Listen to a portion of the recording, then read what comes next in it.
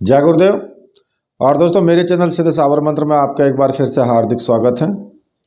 और देखिए, मैं आपको जो कथा यानी कहानी जो मैं आपको सुना रहा हूँ, एक सत्य कथा और शमशान भैरवी मृगाक्षी की है, जिसके 2 पार्ट में पहले आपको सुना चुका हूँ। ठीक है, और तीसरा पार्ट मैं आज डाल रहा हूँ। तो यहाँ से जो 2 पार्ट में मैंने पहले आपको कहानी बताई है, वो अब आगे मैं बढ़ाता हूँ। तो यहाँ पर क्या होगा कि ये उस वक्त को याद कर रही है जो मृगाक्षी है, कि जब उसके गुरु ने उसको शमशान जागरण क्रिया करवाई थी। तो यहाँ पर शमशान जागरण मंत्र जो था वो भैरवी के मुख से बार बार उच्चारित हो रहा था, और वो काली सरसों चारों ओर बखेर रही थी। उसकी आंखें आधी बंद थी और आधी खुली हुई थी। उस भयानक निस्तब्धता में केवल भैरवी के शब्द ही व्याघात कर रहे थे। औघड़ बार बार जो है भैरवी को देख रहा था। उसे पहली बार अपने आप पर गर्व हुआ था कि निश्चय ही भैरवी दृढ़ वज्रा है, यह मेरी सही उत्तराधिकारी हो सकेगी और सिद्धियों के क्षेत्र में अद्वितीय बन सकेगी। तभी जोर का धमाका हुआ। शमशान जागरण मंत्र की मालाएं समाप्त होने को आई थी। भैरवी के हाथों में सर्प अस्थियों की माला थी, और देखते ही देखते शमशान अंगड़ाई लेकर उठ बैठा। चारों तरफ विचित्र और विविध ध्वनियां आने लगी। शमशान में चारों तरफ से भूत प्रेत पिशाच निकल कर आ रहे थे। विचित्र वेशभूषा, विचित्र आकृति और विचित्र ध्वनियों के साथ। किसी की गर्दन पर 2 सिर थे, कुछ के पीछे के बाल इतने बढ़े हुए थे कि वे जमीन पर घिसट रहे थे, तो किसी के मुंह में 8-8 इंच लंबे दांत बाहर निकले हुए थे, जो बिल्कुल साफ दिखाई दे रहे थे। तो कुछ बिल्कुल सफाचट मुंडे हुए सिर के साथ दिखाई दे रहे थे। कुछ की आंखें हाथी की तरह बहुत छोटी छोटी, तो कुछ की इतनी बड़ी बड़ी थी कि चेहरे पर आंखों के अलावा कुछ दिखाई नहीं दे रहा था। कुछ के पेट ज़रूरत से ज़्यादा बढ़े हुए, मोटे थुलथुले और बेढौल थे, तो कुछ सींग या पहलवान की तरह दिखाई दे रहे थे। वे ऐसे लग रहे थे जैसे सुई के छेद में से भी आसानी से बाहर निकल जाएंगे। कुछ का शरीर सुंदर सा दिखाई दे रहा था, तो कुछ के पूरे शरीर पर लंबे काले बाल बहुत गंदे और घिनौने से प्रतीत हो रहे थे। और कुछ के पैर और पैरों की उंगलियां सामान्य मनुष्यों की तरह आगे की ओर दिखाई दे रही थी, तो कुछ की पैर की उंगलियां पीछे की तरफ मुड़े हुए थे। उनकी उंगलियों जो थी वो पीछे की तरफ और एड़ी आगे की तरफ से वो आगे चल रहे थे। कुछ ने जरूरत से ज़्यादा कपड़े अपने शरीर पर पहन रखे थे, तो कुछ सर्वथा दिगंबर वस्त्रहीन नंगे। कुछ बहुत ही बौने और ठिगने दिखाई दे रहे थे। मुश्किल से उनकी ऊंचाई 2 या 3 फीट रही होगी। तो कुछ ताड़ के पेड़ की तरह बहुत लंबे, लगभग 8 या 9 फीट लंबे दिखाई दे रहे थे। मतलब किसी का किसी से कोई मिलान नहीं हो रहा था। सभी अपने अपने अजीब, बेढौल और भयानक दिखाई दे रहे थे। जिस प्रकार से विभिन्न वेशभूषा और विविध आकृतियों से युक्त भूत दिखाई दे रहे थे, ठीक वैसे ही भूतनियाँ भी विविध रूपों से युक्त सामने आती हुई दृष्टिगोचर हो रही थी। बढ़े हुए दांत, आगे की ओर जो नुकीले पैने और गले की तरफ मुड़े हुए भयंकर दिखाई दे रही थी। उनके चेहरे पर आग बरसती हुई आंखें दहशत पैदा कर रही थी। चिड़िया के घोंसले की तरह उनके उलझे हुए रूखे बाल चेहरे की क्रूरता और भयानकता को और भी अधिक बढ़ा रहे थे। मुंह से रह रहकर खून की पिचकारियां छूट रही थी।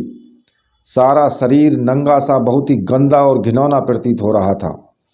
ज़रूरत से ज़्यादा पेट बढ़ा हुआ और उस पर लटके हुए वक्षस्थल मन में एक जिज्ञासा पैदा कर रहे थे। जांघें और घुटने मैल से भरे हुए, पैरों की उंगलियां मुड़ी हुई, ये स्त्रियां इतनी अधिक कुरूप और विभत्स और घिनौनी दिखाई दे रही थी कि भैरवी जैसी दृढ़ साधिका ने भी 2 क्षण के लिए भयभीत होकर अपनी आंखें बंद कर ली। इसके विपरीत कुछ भूतनियां अत्यधिक आकर्षक लग रही थीं। भैरवी ने इन राक्षसिनियों के बीच में ऐसी गजगामिनियों को देखकर आश्चर्य ही अनुभव किया। शरीर पर झीना पारदर्शी उत्तरीय और ओढ़नी के साथ साथ कंचकी पूरे शरीर को एक विशेष आभा से दीप्त करने में समर्थ थी। एक तरफ जहां ऐसी गजगामिनियों का झुंड मंद मंद चाल से मुस्कुराता हुआ भैरवी की तरफ आ रहा था, वहीं दूसरी ओर विभत्स, क्रूर, लंबे तीखे नाखून, बिखरे हुए बाल, सूखे हुए चेहरों से युक्त पिशाचनियां झपटती हुई भैरवी की ओर आगे बढ़ रही थी। जैसे ही वे एक ही झटके से भैरवी को उठाकर टुकड़े टुकड़े करके खा जाएंगी। उनके हाथों में खप्पर या सुरापात्र थे, जिनमें से ताज़ा बहता हुआ मानव रक्त मन में दहशत पैदा कर रहा था। उनके गले में पड़े हुई नरमुंडों की माला इस प्रकार से साक्षी थी कि वे सही अर्थों में पिशाचनियां हैं और मानव शरीर से खेलना उनका नित्य का कार्य है। भैरवी ने कहीं पढ़ा था कि ये पिशाचनियां नित्य 7 स्वस्थ मनुष्यों की गर्दन तोड़कर उनके ताजे रक्त से अपना खप्पर भरती हैं और उस रक्त को पीने के बाद ही वे अन्य क्रियाओं में रत रहत होती हैं। मारने के बाद उनके नरमुंडों की माला अपने गले में धारण कर लेती हैं। भैरवी साफ साफ देख रही थी कि उन पिशाचनियों के गले में जो नरमुंडों की माला पड़ी हुई है वे ताज़ा और स्वस्थ हैं। ऐसा लग रहा था कि कुछ ही घंटों पहले कुछ मनुष्यों का निर्ममता के साथ में वध हुआ होगा, पर उन नरमुंडों से अभी भी रक्त टपक रहा था। उनकी आंखें भय से फैली हुई इस बात की गवाह थी कि अनिच्छा और विवशता में ही उनका वध हुआ होगा। चलती चलती वे परस्पर विभत्स किलोलें करती जाती और उनका सारा शरीर ताजे रक्त से चिपचिपा था। पीते समय उन्हें यह होश नहीं रहता था कि कितना मानव रक्त उनके उदरस्थ होता है और कितना कपड़ों पर, यह शरीर पर जाता है। जो कुछ दिखाई दे रहा था वो अत्यंत घिनौना था, विभत्स था, क्रूर और भयंकर था। भैरवी के मुख से चीख निकलना ही चाहती थी कि उसने जबरदस्ती उस चीख को अंदर ही घोट लिया। भय से उसका शरीर पीला पड़ता जा रहा था और आंखें फैलकर दहशत व्यक्त कर रही थी। अभी वो इस झटके से मुक्त नहीं हो पाई थी कि उसे इतने अत्यंत जो क्रूर और भयानक व्यक्ति आते हुए दिखाई दिए, जिनकी लंबाई कम से कम 12-13 फीट से होगी। इतनी तो आसानी से ही होगी। लंबा चौड़ा ढील ढाल शरीर, सारा शरीर सरथा नग्न, पूरी देह पर लंबे लंबे बाल, दहकती हुई आंखें और वक्र दांत, टेढ़े मेढ़े लंबे लंबे नाखून लिए तेजी से आगे की ओर बढ़े आ रहे थे। उनका चलना सर्प आकृति के समान था। सीधे तो वो चल ही नहीं पा रहे थे, अपितु परस्पर लड़ते हुए नाखूनों से एक दूसरे को खरोंचते, दांतों से काटकर लहू निकालते वे सही अर्थों में राक्षस थे। एक बार बातचीत के प्रसंग में अघोरी ने बताया था कि मनुष्य के अलावा भी कई इतर योनियां हैं जो हमारे चारों ओर फैली रहती हैं। वे हमें आसानी से देख लेती हैं। ये बात अलग है कि हम उन्हें नहीं देख पाते। इसका कारण ये है कि मनुष्य सही रूपों में चतुर्वर्गात्मक है, यानी कि सामान्य सिद्धांत के अनुसार जिसकी लंबाई, चौड़ाई, ऊंचाई और मोटाई होती है, ये दृष्टिगोचर होगा ही। पर जो केवल त्रिवर्गात्मक हैं उनके बाकी सारे हाव भाव, क्रियाकलाप तो मनुष्य की तरह ही होते हैं, परंतु वे सामान्य मनुष्यों को दिखाई नहीं देते। उनमें जो आते हैं भूत प्रेत, राक्षस, ब्रह्म राक्षस आदि जो योनियां हैं वो हमारे चारों तरफ बिखरी हुई हैं। मरने पर यदि उनकी इच्छा तृप्त नहीं हो पाती है या इन्हें किसी प्रकार की इनके अंदर वासना रह जाती है तो उनकी मुक्ति नहीं हो पाती, अपितु इसी प्रकार की किसी योनि में परिवर्तित होकर चारों ओर वो भटकती फिरती है। सही अर्थों में देखा जाए तो ये योनियां स्वयं ही अपने आप में अत्यंत दुखी और परेशान रहती हैं, क्योंकि इनकी इच्छाएं पूरी नहीं होती हैं और अतृप्त इच्छाओं के कारण इनके मन को किसी प्रकार की शांति नहीं मिलती। उदाहरण के लिए, यदि किसी व्यक्ति की मृत्यु होती है और उसकी इच्छा धन में लगी हुई है कि मेरे मरने के बाद कहीं मेरा जो मैंने धन जो अर्जित किया है मेरे लड़के उड़ा ना दें या बर्बाद ना कर दें, और ऐसे चिंतन में उसकी मृत्यु हो जाती है, तो वो निश्चित रूप से भूत योनि में परिवर्तित होकर अपने घर के चारों ओर मंडराता रहता है। यद्यपि इस योनि में आकर वो अपने परिवार से संबंधित व्यक्तियों के जीवन में कोई बहुत बड़ा व्याघात उत्पन्न नहीं करता है। यदि उसके लड़के धन उड़ाना भी शुरू कर दें तब भी वो कुछ नहीं कर सकता, परंतु अपने लड़के की ओर घर के चारों ओर अतृप्त इच्छाओं के लिए वो मंडराता रहता है। इसी प्रकार पुत्र के प्रति मोह, स्त्री के प्रति आसक्ति और धन के प्रति लालसा या अन्य ऐसी ही कई इच्छाएं मरते समय मन में रह जाती हैं और वे अतृप्त इच्छाएं ही मानव को भूत योनि में परिवर्तित कर देती हैं। सही अर्थों में भूत प्रेत पिशाच राक्षस आदि त्रिवर्गात्मक हैं। इनमें लंबाई चौड़ाई और ऊंचाई तो होती है, परंतु गहराई का सर्वथा अभाव रहता है। ये अपने आकार को छोटा या बड़ा, लंबा या ठिगना करने में समर्थ हो पाते हैं। कई बार कुछ भूत प्रेत आदि तो मानव या उसके जो संबंधी हैं उनके शरीर में भी प्रवेश कर जाते हैं और अपनी इच्छाओं को पूर्ण कर लेते हैं। इसमें सुस्वादु भोजन करना, बहू या बेटी के साथ संभोग करना आदि शामिल है। योनियों में नैतिकता नाम की कोई वस्तु होती ही नहीं है। न इनमें दया, ममता, स्नेह, अपनत्व आदि की भावनाएं ही होती हैं। ऐसा इनमें कुछ नहीं होता है। मनुष्य पंचभूतात्मक है, यानी मनुष्य का शरीर 5 तत्वों अग्नि, जल, वायु, पृथ्वी, आकाश से निर्मित है।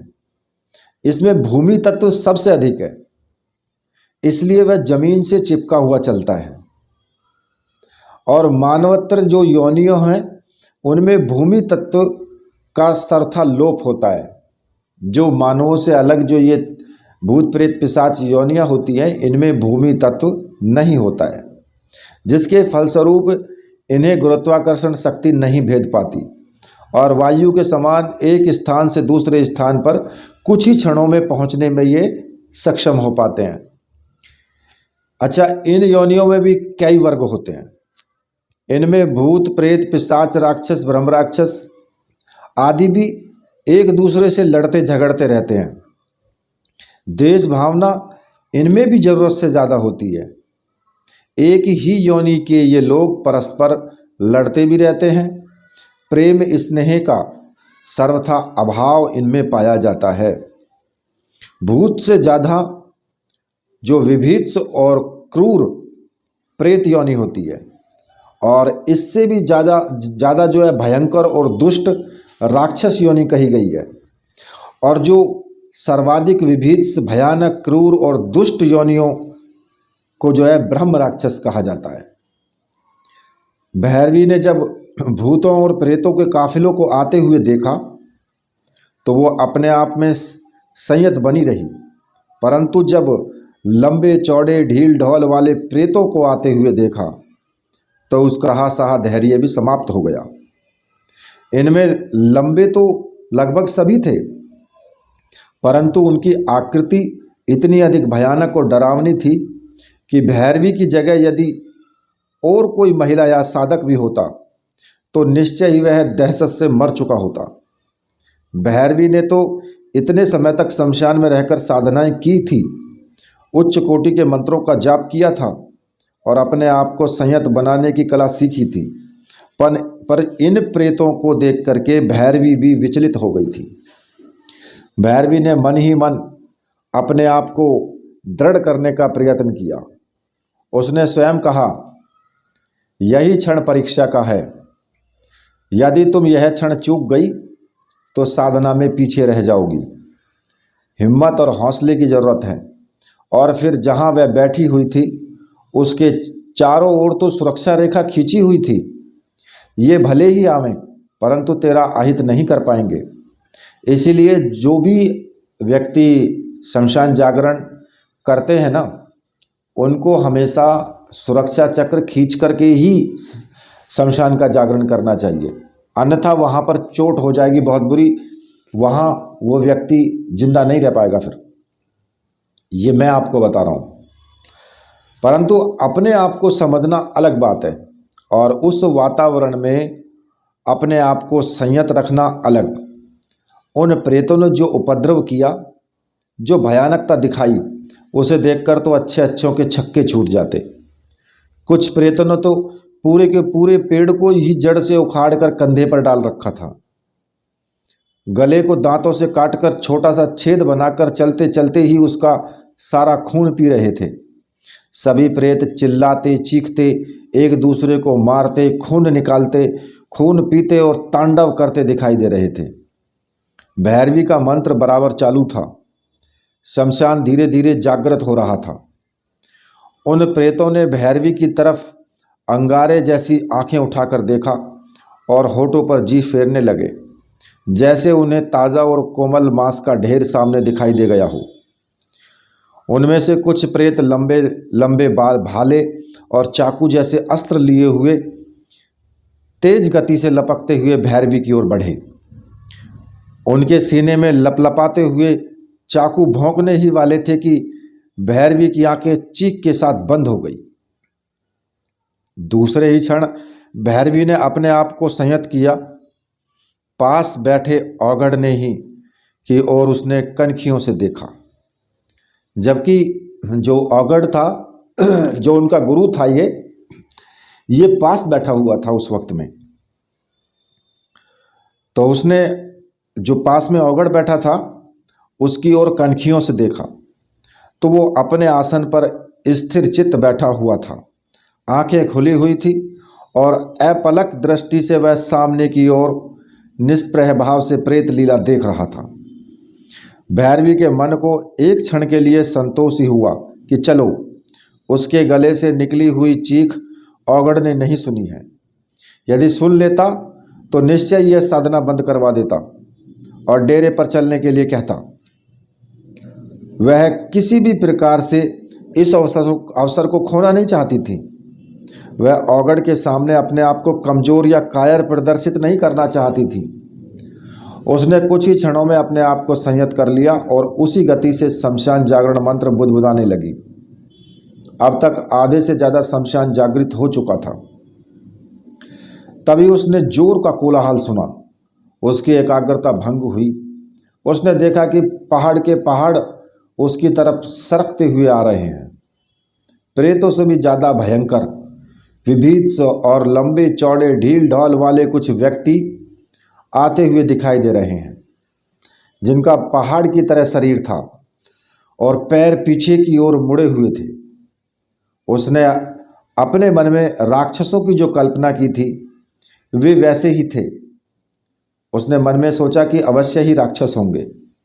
राक्षस घेरे को या सीमा रेखा को नहीं मानते और जरूर कुछ ना कुछ होकर रहेगा। वे सभी अपने आप में बहुत ही विचित्र और भयानक थे। कुछ के लंबे और पतले मुंह थे तो कुछ के मुंह और चेहरे इतने बड़े थे कि चेहरों के अलावा सारे शरीर का अस्तित्व नागण्य सा रह गया था। कुछ के बाल लंबे बांस की खपच्चियों की तरह उठे हुए थे तो कुछ सिर मुंडाए हुए आगे की ओर बढ़ रहे थे। सभी की आंखें लाल सुर्ख बड़ी बड़ी और क्रोध में थी। सारे शरीर पर सैकड़ों छोटे छोटे घाव थे जिनमें से खून रिस रहा था। उनके हाव भाव कार्यकलाप इतने अधिक विभत्स, गंदे और क्रूर थे कि ऐसे कृत्यों के बारे में सोचा ही नहीं जा सकता। भैरवी ने देखा कि मौका पड़ने पर एक राक्षस ने थोड़ा सा असावधान खड़े राक्षस को धक्का देकर नीचे गिरा दिया और उसकी छाती पर चढ़ बैठा। तब तक दूसरे राक्षसों ने उस गिरे हुए राक्षस को तलवारों, बर्छियों और भालों और तीरों से इतने प्रहार कर दिए कि एक ही क्षण में उसके शरीर के सैकड़ों टुकड़े टुकड़े हो गए। सारे शरीर से खून के फव्वारे बह रहे थे और बाकी सारे राक्षसों ने उसकी बोटियां चबा चबा कर खा ली थी। वे राक्षस दौड़ते हुए भैरवी की तरफ आ रहे थे। अब तो उनका और राक्षसों के बीच का फासला 4-5 फीट से ज़्यादा नहीं रह गया था। वे परस्पर दांत किटकिटा रहे थे, आंखों से अंगारे बरस रहे थे और उस सीमा रेखा के चारों ओर घूम रहे थे। एक दो राक्षसों ने उस खींची हुई रेखा को पार करने का प्रयास किया। यहाँ तक कि उनके नथनों से निकलती हुई दुर्गंध भी भैरवी ने अपने चेहरे पर महसूस की, पर उन्हें पीछे हटना पड़ा। सही अर्थों में कहा जाए तो भैरवी स्वयं अपने आप में भयभीत हो गई थी। उसने क्षण भर पहले एक राक्षस का अस्त्र देखा था। यदि वह सीमा रेखा से बाहर गिर पड़ी तो उसके शरीर की इतनी बोटियां और टुकड़े हो जाएंगे कि जिसकी कोई गिनती ही नहीं होगी। उसका सारा शरीर चीर फाड़ दिया जाएगा, एक एक बोटी नोच कर अलग कर दी जाएगी और मांस तो मांस, हड्डियों तक का भी ये राक्षस चबा डालेंगे। अपने जीवन का इतना भयानक अंत अनुभव कर पीपल के पत्ते की तरह भैरवी अंदर ही अंदर सिहर उठी। तभी एक तरफ जोर का धमाका हुआ। उसने देखा कि बहुत बड़ा बवंडर उसकी तरफ आ रहा है। उस भयंकर वायु चक्र को देखकर रात्रि में उस निर्जन स्थान में अच्छे से अच्छा महारथी भी अंदर से हिल उठता। उसने मन ही मन सोच लिया कि हो न हो, अब शमशान जागरण पूर्णता की ओर है और यह ब्रह्मराक्षस ही होगा। परंतु उसने आज यह दृढ़ निश्चय कर लिया था कि चाहे मेरा शरीर समाप्त ही क्यों न हो जाए, मैं इस शमशान जागरण साधना को भली प्रकार संपन्न करूंगी। चीखें और आवाजें बराबर उसकी ओर आ रही थी। उसे भयंकर और विशाल आकृति वाले कुछ दैत्य सामने आते हुए दिखाई दिए। रामायण महाभारत पढ़ते समय उसने ऐसे दैत्यों की कल्पना मन ही मन की थी। उन कल्पनाओं से ही वो सिहर उठती थी, पर आज तो वो अपनी आंखों से इन दैत्यों को देख रही थी। उसे देखकर अन्य भूत प्रेत आदि एक तरफ दुबक कर बैठ गए। उनके चेहरे पर भी सन्नाटा के एकदम भाव जो है स्पष्ट रूप से दिखाई दे रहे थे। जिस प्रकार से बिल्ली को देखकर चूहे की स्थिति होती है, ठीक वैसी ही उन भूतों और प्रेतों की ब्रह्म राक्षस को देख करके हो रही थी। वास्तव में ब्रह्म राक्षस तूफान की तरह पेड़ों को उखाड़ता, पिशाचों और राक्षसों को मारता, भूतों के लंबे लंबे बाल पकड़कर उन्हें हवा में उछालता आ रहा था। उसने आते ही जोर की फुंकार छोड़ी। उस फुंकार का वेग ही इतना तीव्र था कि भैरवी का आसन अपनी जगह से 1-2 इंच पीछे खिसक गया। यदि भैरवी दृढ़ता के साथ संयमित और संयत होकर न होती तो अवश्य ही सीमा रेखा से बाहर गिर पड़ती। उसका सारा शरीर कांप रहा था, चेहरे पर हवाइयाँ उड़ रही थी, शरीर का रोम रोम खड़ा हो गया था और गला घर घर की ध्वनि के साथ में गड़गड़ा रहा था। तभी ब्रह्म राक्षस ने जोर से हाथ का झपट्टा मारा। उसके लंबे लंबे नाखून भैरवी से कुछ ही इंच पीछे रह गए थे और जोर से हुंकार भरने के साथ साथ उस झपट्टे को देखते हुए आंखों में पैशाचिकता लिए हुए वो ब्रह्म राक्षस ने अपने पूरे शरीर को इस प्रकार से लहराया कि मानो वो भैरवी पर गिर पड़ेगा। वो जड़ की तरह उस भयंकर राक्षस को देख रही थी। ऐसा लग रहा था कि किसी भी समय ये बेहोश होकर गिर पड़ेगी। तभी उसे ब्रह्म राक्षस 2-3 कदम पीछे जाता हुआ दिखाई दिया। उसने भयातुर आंखों से उस भयंकर ब्रह्म राक्षस की आंखों में पैशाचिकता देखी और उसने देखा कि ब्रह्म राक्षस ने जोर से थप्पड़ सा भैरवी के गाल पर जमा दिया था। दूसरे ही क्षण भैरवी की आंखें बंद हो गई और शरीर निढाल सा होकर के गिरने लगा। तभी अप्रत्याशित रूप से उसके मुख से जोर से चीख निकल पड़ी। औगड़ ने चीख सुनकर उसकी तरफ ताका और अनुभव किया कि भैरवी का सारा शरीर डर के मारे पीपल के पत्ते की तरह कांप रहा है। उसका चेहरा पीला पड़ गया है, दांत किटकिटा रहे हैं और आवाज़ गले में फंस गई है। वह किसी भी समय जमीन पर गिर सकती है और यदि उसका शरीर या सिर कोई भी अंग सीमा रेखा से बाहर आ गया तो भैरवी का अस्तित्व ही नहीं रह जाएगा। यह ब्रह्म राक्षस बोटी बोटी काट करके उदरस्त कर लेगा। औगड़ से एक ही क्षण में मन ही मन निर्णय ले लिया और शमशान को सुस्त और शांत करने का मंत्र बुदबुदाने लगा।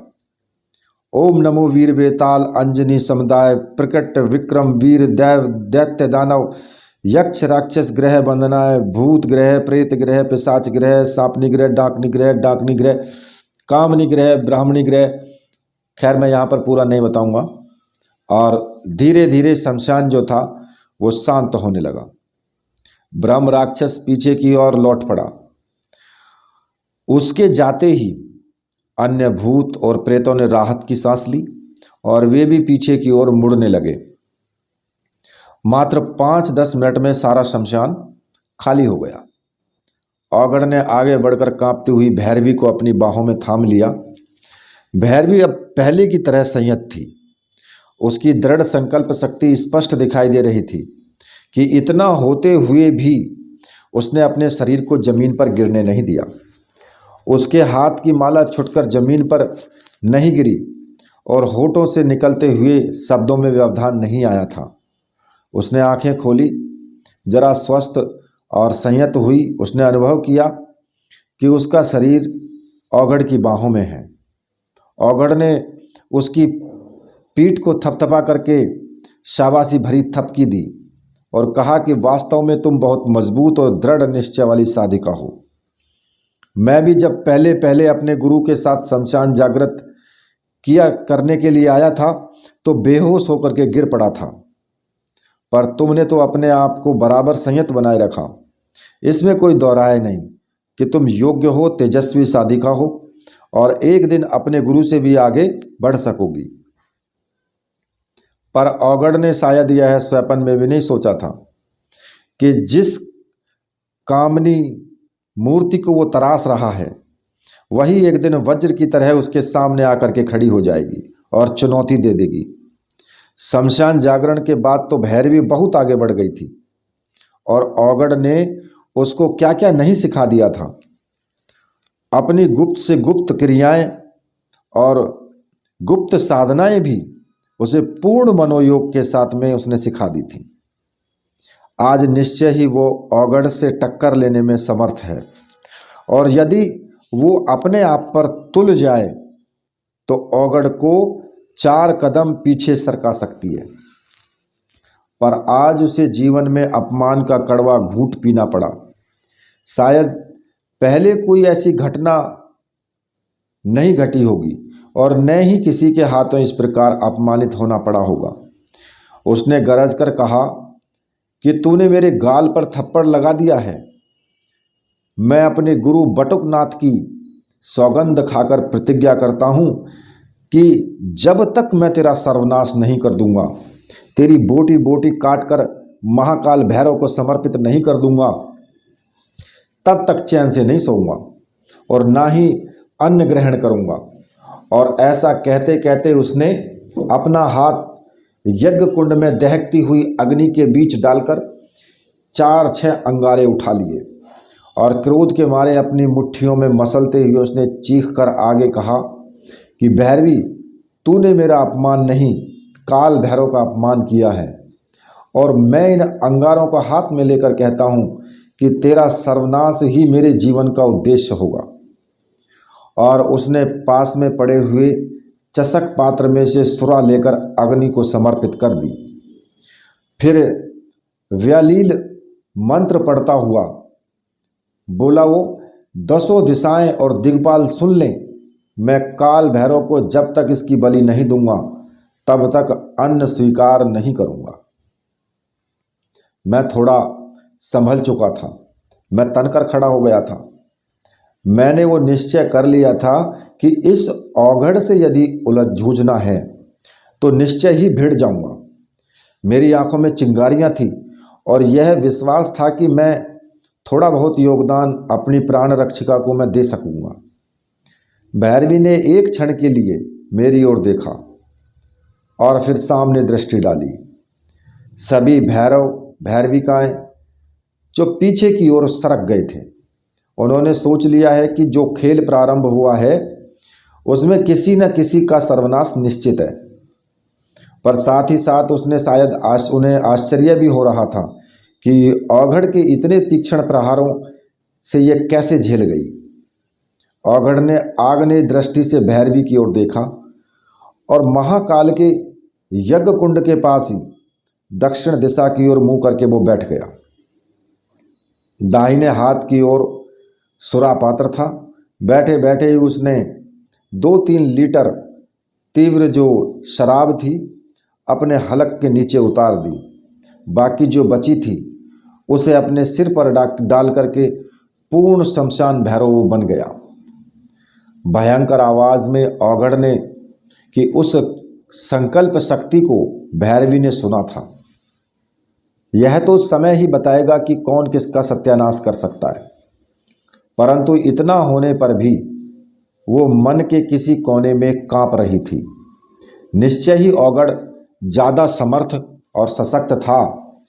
तंत्र की कुछ विशेष बाधाएं और विद्याएं उसे जो ज्ञात थी, उसने कई बार भूत आत्मा साधना की है। औघड़ ने अपने पास खड़े हुए उस सामान्य रंग रूप वाले युवक को देखा जिसके लिए भैरवी ने इतना बड़ा खतरा उठाया है। किसी भी दृष्टि से मुझ में कोई विशेषता नहीं थी। सामान्य रूप, रंग, मध्यम कद और साधना के क्षेत्र में बिल्कुल कोरे कागज की तरह था। यदि यह हादसा नहीं होता तो निश्चय ही एक 2 साल में वह महायोगिनी बन जाती। उन अष्ट सिद्धियों को वो प्राप्त कर लेती जो अन्यतम हैं, जिसके बल पर वह 52 भैरवों को अपनी आंखों में स्थापित कर सकती थी। यह औघड़ उसे सब कुछ सिखा देता, परंतु अब तो स्थिति बदल गई थी। जो औघड़ उसका रक्षक, पालक और गुरु था, वही अब भयंकर शत्रु बन चुका था और उसका सर्वनाश करने को आतुर था। वो मुझको बाद में पता चला कि वो मामूली घराने की लड़की नहीं थी, बल्कि वो नेपाल के प्रसिद्ध राजघराने और रियासत लोहगढ़ के महाराजा की पुत्री है। काठमांडू के बाद लोहगढ़ ही सर्वाधिक संपन्न और बड़ा घराना था, जिसकी धाक पूरे नेपाल में है। और तंत्र के क्षेत्र में लोहगढ़ विश्व में प्रसिद्ध है। महाराजा हरि सिंह जी तंत्र के माने हुए अध्येता थे और उन्होंने बंगाल से विशालाक्षा देवी के मंदिर को अपने तंत्र के बल से ही शून्य मार्ग से लाकर लोहगढ़ में स्थापित कर दिया था। आज भी लोहगढ़ के प्रमुख चौराहे पर वो मंदिर तिरछा ही खड़ा है। संसार के वास्तुशिल्पों ने उस मंदिर को देखा और वे अनुमान नहीं लगा पा रहे थे कि 80 के कोण पर खड़ा यह मंदिर किस प्रकार से व्यवस्थित है। एक तरफ को झुका हुआ यह विशालाक्षी मंदिर अपने आप में पूर्ण चैतन्य और सिद्ध पीठ है। महाराजा हरि सिंह जी विशालाक्षा के अनन्य साधक थे और उन्होंने तंत्र साधना के बल पर ऐसे कार्य संपन्न किए थे जिनकी तुलना विश्व में अन्यत्र दुर्लभ है। महाराजा हरि सिंह जी के पुत्र संग्राम सिंह जहां एक और वीर राजनीति निपुण और विद्वान थे, वहीं दूसरी ओर तंत्र के क्षेत्र में भी अन्यतम थे।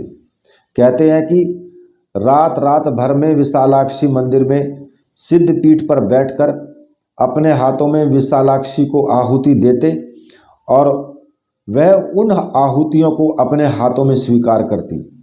बड़े बूढ़े आज भी कहते हैं कि जब महाराजा संग्राम सिंह जी मंदिर में जाते तो मूर्तियों में अद्भुत चैतन्यता आ जाती और ऐसा लगता जैसे मूर्तियां बोलने को आतुर हैं।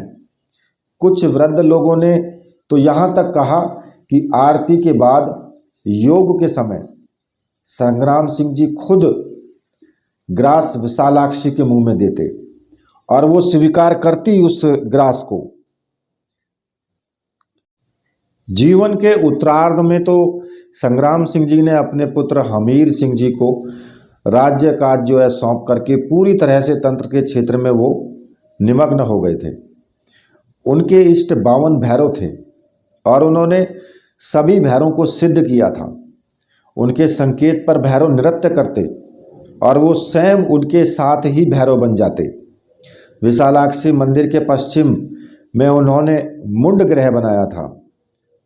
उस साधना स्थल को दीवारों, ईंटों, गारों से नहीं बल्कि मानव मुंडों से निर्मित की गई थी। वो एक मुंड पर दूसरा मुख और इस प्रकार चारों दीवारों पर मुंडों से और आंतों से निर्मित छत थी। द्वार पर भी मानव मुंड की श्रेणी स्पष्ट दिखाई देती थी और उस साधना स्थल के मध्य में उन्होंने 52 भैरव मुंड गाड़कर 52 मुंडी आश्रम स्थापित किया था, जो कि विश्व का सर्वाधिक दुर्लभ और अद्वितीय साधना स्थल है। आज भी काठमांडू से 140 किलोमीटर दूर अत्यधिक रमणीय प्रकृति और पर्वत श्रृंखलाओं के बीच स्थापित लोहागढ़ के मध्य में यह विशालाक्षी मंदिर और उसके पश्चिम में मुंड ग्रह स्थापित है। उन्होंने अष्टकाली को पूर्णतः सिद्ध किया था और जब रात्रि की नीरवता में अष्टकाली स्तोत्र को सस्वर सुनाते तो समस्त योगनियां मुंड ग्रह के बाहर आकर नृत्य करने लग जाती। वे नित्य प्रातः उठकर के शमशान में जाते और ताज़ा मुर्दे की भस्म लाकर विशालाक्षी के मस्तक पर तिलक करते और फिर ताजे मुर्दे का मांस ही संजो करके विशालाक्षी को भोग लगाते। वास्तव में उन्होंने तंत्र के क्षेत्र में जो कुछ प्राप्त किया था वो नेपाल के इतिहास में आज भी सुरक्षित है। हमीर सिंह जी ने भी उस परंपरा को कायम रखा। बचपन से ही उनकी रुचि तंत्र के क्षेत्र में थी। राजकार्य सचिवों और मंत्रियों के हाथों में था और वे रात भर साधना और ऊंचाइयों को प्राप्त करने का प्रयत्न करते, जो कि अपने आप में अद्वितीय थी। वो पहले व्यक्ति थे जिन्होंने बटुक भैरव, काल भैरव, मुंडी भैरव, सिद्ध भैरव, कंकाल भैरव, त्रिनेत्र भैरव और घनद भैरव और अनंत भैरव को सिद्ध भैरव, कंकाल भैरव, इनको सिद्ध कर रखा था सबको। पर यदि साधक अपने आप पर ही तुल जाए तो इन सभी 9 भैरव को अपने आप में स्थापित कर सकता है। उन्होंने कई तंत्र ग्रंथों की रचना भी की जो कि नेपाली भाषा में लिखित हैं और आज भी वो राजपुरोहित मधुसूदन जी के पास में सुरक्षित हैं। इन ग्रंथों में प्रमाणिक साधनाओं की उन विधियों का वर्णन है जो कि संसार की दुर्लभ और गोपनीय साधनाएं कही जाती हैं। इतना होने पर भी उनके जीवन में राजकार्य में किसी भी प्रकार की कोई न्यूनता नहीं आई। उच्च राजवर्गीय भी जो लोग थे वो उनसे थर्राते थे। लंबा चौड़ा कसा हुआ विशाल शरीर, भव्य और भावपूर्ण चेहरा, दिप दिप करती हुई रक्तिम आँखें, दृढ़ स्कंद और घुटने तक छूती हुई भुजाएं इस बात की परिचायक थी कि हमीर सिंह जी अपने आप में अद्वितीय सिद्ध पुरुष हैं। उनके भाल पर हर समय सिंदूर का तिलक लगा रहता और उनके नेत्रों में इतनी प्रखरता थी कि वे त्रिनेत्र भैरव का स्मरण कर जिसे आग्नेय दृष्टि से देख लेते वह तुरंत भस्म होकर शून्य में विलीन हो जाता। 52 मुंडी आश्रम के बाहर ही वे 7 पेड़ उनकी आग्नेय दृष्टि के आज भी गवाह हैं उन्होंने त्रिनेत्र साधना संपन्न कर भूल से ही एक सीध में खड़े हुए उन पेड़ों को देख लिया था और उसी क्षण वो पेड़ जल करके खाक हो गए थे। देववसात उनके कोई पुत्र उत्पन्न नहीं हुआ था। उन्होंने अपने जीवन में 4 विवाह किए, परंतु उनका अधिकांश समय तो विशालाक्षी साधना और भैरव साधना में ही व्यतीत होता था। साधना में वे कभी कभी तो इतने लीन हो जाते थे कि उन्हें अपने घर की या निवास की याद ही नहीं रहती। एक बार तो वो 90 दिनों तक 52 मुंडी आश्रम में ही बैठे थे और विशिष्ट साधना संपन्न करने के बाद ही वो बाहर निकले। जो चौथी उनकी पत्नी थी, उनसे एक पुत्री उत्पन्न हुई, जिसका नाम उन्होंने बड़े ही चाव से मृगाक्षी रखा था। अत्यंत सुंदर और हिरनी की तरह लंबी और आकर्षक बालिका की आंखों को देखकर ही पिता ने उसका नाम मृगाक्षी नाम जो संबोधित किया था। जब उन्हें 52 मुंडी आश्रम में सूचना मिली कि रानी ने कन्या को जन्म दिया है तो वो प्रसन्न हुए। उन्होंने कहा कि माँ विशालाक्षी ने मेरे घर बालिका रूप में जन्म लिया है। यह मेरे पुत्र में भी ज़्यादा योग्य बनेगी, मेरी तांत्रिक साधनाओं को आगे बढ़ाएगी। और बालिका वास्तव में ही सौभाग्यशालिनी थी। राजगुरु ने जब उसकी जन्म कुंडली बनाकर कहा कि यह राजकुमार के समान ही तेजस्वी, योग्य और आदित्य होगी। इसकी जन्म कुंडली में अत्यंत ही उच्च और आदित्य ग्रह पड़े हैं। इस कुंडली में पूर्ण योग है। या तो यह महान शासिका बनेगी या उच्च कोटि की तंत्र साधिका, पर जिस क्षेत्र में भी जाएगी अपने आप में अजेय और अद्वितीय होगी। इसके जन्म से पूर्व 2 दिन पहले ही रात्रि को हमीर सिंह जी को स्वप्न में विशालाक्षी ने कहा था कि मैं तुम्हारे घर बालिका के रूप में आ रही हूँ। और ठीक ऐसा ही स्वप्न उसी रात को महारानी को भी आया था। जब बालिका का जन्म हुआ तो बहुत अच्छे शकुन हो रहे थे। बिना किसी प्रसव और पीड़ा के ही बालिका ने जन्म ले लिया था। बालिका का लालनपालन राजकुल के सिद्धांतों के अनुरूप ही हुआ। जब वो छोटी थी तब भी वो तंत्र के मंत्रों और स्तोत्रों को ध्यान से सुनती। यदि कभी रोती हुई वह चुप नहीं होती तो महाराज उसे यों ही विशालाक्षी सतवन सुनाते तो वो तक्षण एकदम चुप हो जाती और टुकुर टुकुर अपने पिता को देखने लगती। जब वो कुछ और बड़ी हुई तो उसका रंग गोरा और अत्यधिक प्रखर हो गया। पिता अपनी पुत्री को उसी प्रकार से पढ़ाते लिखाते जिस प्रकार से राजघराने में राजकुमारों को पढ़ाया लिखाया जाता है। उच्च स्तर के जो अध्यापक घर में ही उसे पढ़ाने के लिए आते, उसमें व्याकरण, दर्शन, भाषा, शास्त्र, पुराण, शस्त्र कला आदि में शिक्षा पूर्ण करने के साथ दी जाती है। कभी कभी पिता उसे लेकर के 52 मुंडी आश्रम की ओर चले जाते। महारानी हल्का सा विरोध करती कि यह राजकुमारी है, बड़ी होने पर इसे किसी घराने में जाना होगा। इस प्रकार से इसे तंत्र क्षेत्र की ओर ले जाना ठीक नहीं है। परंतु बालिका स्वयं माँ की आंख बचा करके हट करती और उस हट के सामने पिता को परास्त होना पड़ता। जो ही वह पिता के साथ आश्रम में जाती वह खिल उठती। ऐसा लगता जैसे वो सही स्थान पर आ गई है। लगभग 12-13 वर्ष की अवस्था में उसने घुड़सवारी सीख ली और 15 वर्ष की अवस्था में इसने निपुणता प्राप्त कर ली और अड़ियल से अड़ियल घोड़े को में भी वह जो है कुछ ही मिनटों में सीधा कर लेती। प्रजा तो यह देख करके मुग्ध हो जाती कि महाराजा का यहाँ बालिका ने नहीं बल्कि एक राजकुमार ने जन्म लिया है। 17 साल की अवस्था में उसका रूप हजार गुना फैल गया। सही कहा जाए तो पूरे नेपाल में ऐसा रूप और सौंदर्य देखने को नहीं मिलता था। पिता अपने राजकुमारी के सौंदर्य और यौवन को देख रहे थे कि धीरे धीरे बचपन विदा हो रहा है और राजकुमारी की आंखों में लज्जा, यौवन और मादकता प्रवेश करने लगी है। साथ ही साथ वह शस्त्र चालन में भी निपुण हो गई है। नाजुक हाथों में जब वह तलवार पकड़ती और सामने वाले पर रण कौशल के साथ प्रहार करती तो लोग दंग रह जाते। इस कोमल कमनीय कोमलांगी के हाथों में इतनी शक्ति और प्रहार क्षमता हो सकती है, इसका विश्वास नहीं होता।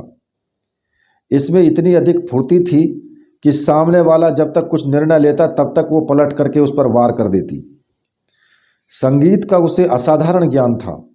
ऐसा लगता था कि सरस्वती स्वयं उसके कंठ में विराजमान हो। जब वह गाती तो सुनने वाला व्यक्ति जो थे वो सन्न रह जाते। उसके गले में लोच और मिठास के साथ साथ आदित्य प्रभाविकता था, जिसकी वजह से सामने वाला सुनते ही सम्मोहित हो जाता। और वास्तव में ही मृगाक्षी अपूर्व सुंदरी थी, अद्वितीय गायिका और तुरंत निर्णय लेने वाली जो है राजकुमारी थी, जो कि सभी दृष्टियों से सफल और अपूर्व थी। पिता हमीर सिंह जी को कुछ वो जो है चिंतित से रहने लग गए। उसके यौवन के उभार और उठते हुए कद को देखकर विवाह की चिंता होने लगी, पर उन्होंने मृगाक्षी को इतने अधिक लाड प्यार से पाला था कि एक क्षण के लिए भी अपनी आंखों से अलग नहीं कर पाते थे। तंत्र के क्षेत्र में बालिका ने बहुत कुछ सीखा था। उन्होंने यह भी अनुमान लगा लिया था कि मृगाक्षी तंत्र के क्षेत्र में पूर्ण सफलता प्राप्त कर सकेगी, पर इसके साथ उसका विवाह भी तो जरूरी है। और यदि सामने वाले राजघराने में ऐसा वातावरण नहीं रहा तो क्या होगा। वे सावधानी से नेपाल के सभी राजघरानों को आंक रहे थे कि कहाँ उनकी बेटी सुखी हो सकती है, परंतु कुछ निर्णय नहीं कर पा रहे थे। एक दिन एकांत में हमीर सिंह जी ने मृगाक्षी को अपने सामने बिठा करके कहा कि मैं तुम्हारा विवाह बहुत ही ऊंचे घराने में करने की सोच रहा हूँ, परंतु जो घराने मेरी आंखों के सामने हैं उनमें कोई भी ऐसा दिखाई नहीं देता जो तेरे लायक हो। तेरे पैदा होने से पहले माँ विशालाक्षी ने मुझे और महारानी को स्वप्न में बताया कि यह स्वयं बालिका के रूप में आ रही है, और तू सही शब्दों में कुलदेवी विशालाक्षी ही है। हमारा घराना तंत्र के क्षेत्र में विश्व में सरमौर है और कुछ विशेष उपलब्धियां हमारे पूर्वजों ने प्राप्त की हैं। तुम्हारा लालन पालन भी जो है राजकुमारों की तरह किया गया है। मैं चाहता हूं कि मेरी मृत्यु के बाद भी यह परंपरा समाप्त ना हो। कहते कहते उस वज्र पुरुष की आंखें भीग गई। मृगाक्षी ने अपने पिता की ओर देखा और बोली कि गृहस्थ में मेरी कोई रुचि नहीं है। कीड़े मकोड़ों की तरह जीवन व्यतीत करना मुझे पसंद नहीं है।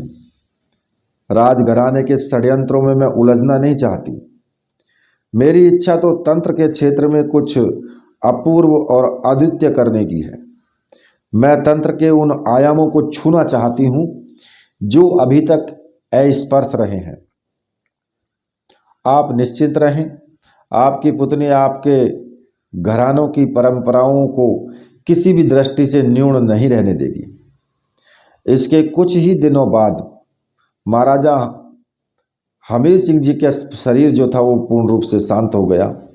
वे विशालाक्षी मंदिर में माँ के सामने ध्यानस्थ थे और ध्यानस्थ स्थिति में ही माँ के चरणों में विसर्जित हो गए। जब लोगों को पता चला कि तो वो चकित हो गए। वास्तव में हमीर सिंह जी सही अर्थों में कुलदेवी के भक्त थे और उन्होंने अपने प्राण भी उसके चरणों में विसर्जित किए। राजघराने पर अचानक संकट गहरा उठा। राजकुमार था नहीं, अतः महारानी जी ने जब राजकार्य नहीं संभला तो पर्दे के पीछे रहकर उन्होंने जिस प्रकार से राज्य का संचालन किया वह अपने आप में अभूतपूर्व था। महाराजा की मृत्यु को 1 वर्ष बीत गया था। यद्यपि इस अवधि में बाहरी राजघरानों का कई षड्यंत्र अनुभव हुए। कुछ छोटे राजघरानों ने अपने पुत्रों के विवाह के प्रस्ताव भेजे, जिसमें राजकुमारी के साथ साथ पूरा राज्य भी शासन के लिए प्राप्त हो जाए। 2-3 ऊंचे घरानों से भी विवाह के प्रस्ताव आए, पर महारानी कुछ निर्णय नहीं कर पा रही थी। इस पूरी अवधि में वो चुप नहीं बैठी। उसने विश्वास पात्र मंत्रियों और सलाहकारों के माध्यम से पूरे राज्य को अपने नियंत्रण में रखा और उसके विरुद्ध जो भी षड्यंत्र करते उन्हें निरस्त किया। राजकुमारी के जो कर्ता धर्ता सखा सलाहकार मार्गदर्शक तो पिता ही थे। उनके जाने के बाद मृगाक्षी अपने आप को बहुत अधिक अकेला महसूस करने लगी, परंतु फिर भी उन्होंने तांत्रिक साधनाएं छोड़ी नहीं और अपने पिता और दादाजी द्वारा रचित ग्रंथों को ध्यान से पढ़ा और उसके अनुसार क्रियाएं करने पर कुछ उपलब्धियां भी प्राप्त की। इससे उसे विश्वास हो गया कि वो इस क्षेत्र में बहुत कुछ कर सकती है। वह सुबह पूजा के समय विशालाक्षी मंदिर में जाती और पूर्ण षोडशोपचार पद्धति से उनका पूजन करती। कभी कभी तो उसे ऐसा लगता कि माँ विशालाक्षी मुस्कुरा रही है और अपनी गोदी में बिठाने के लिए उसे बुला रही है। कई बार उसे वह मूर्ति जीवंत अनुभव देती और उसकी पूजा अर्चना मृगाक्षी को जो है विशेष आनंद आता। घंटों तक वो बैठी रहती और कभी कभी तो उसके मुख से अनायास ही जो विशालाक्षी सत्वन निकल जाता था। मंदिर के अतिरिक्त जो भी समय बचता उस समय में वो 52 मुंडी आश्रम में जाकर के बैठ जाती और कुछ विशेष साधनाओं में रत हो जाती। एक दिन राजकुमारी मृगाक्षी 52 मुंडी आश्रम के बाहर बैठी हुई थी। उसका ध्यान किसी विशिष्ट साधना के उपक्रम में लगा हुआ था।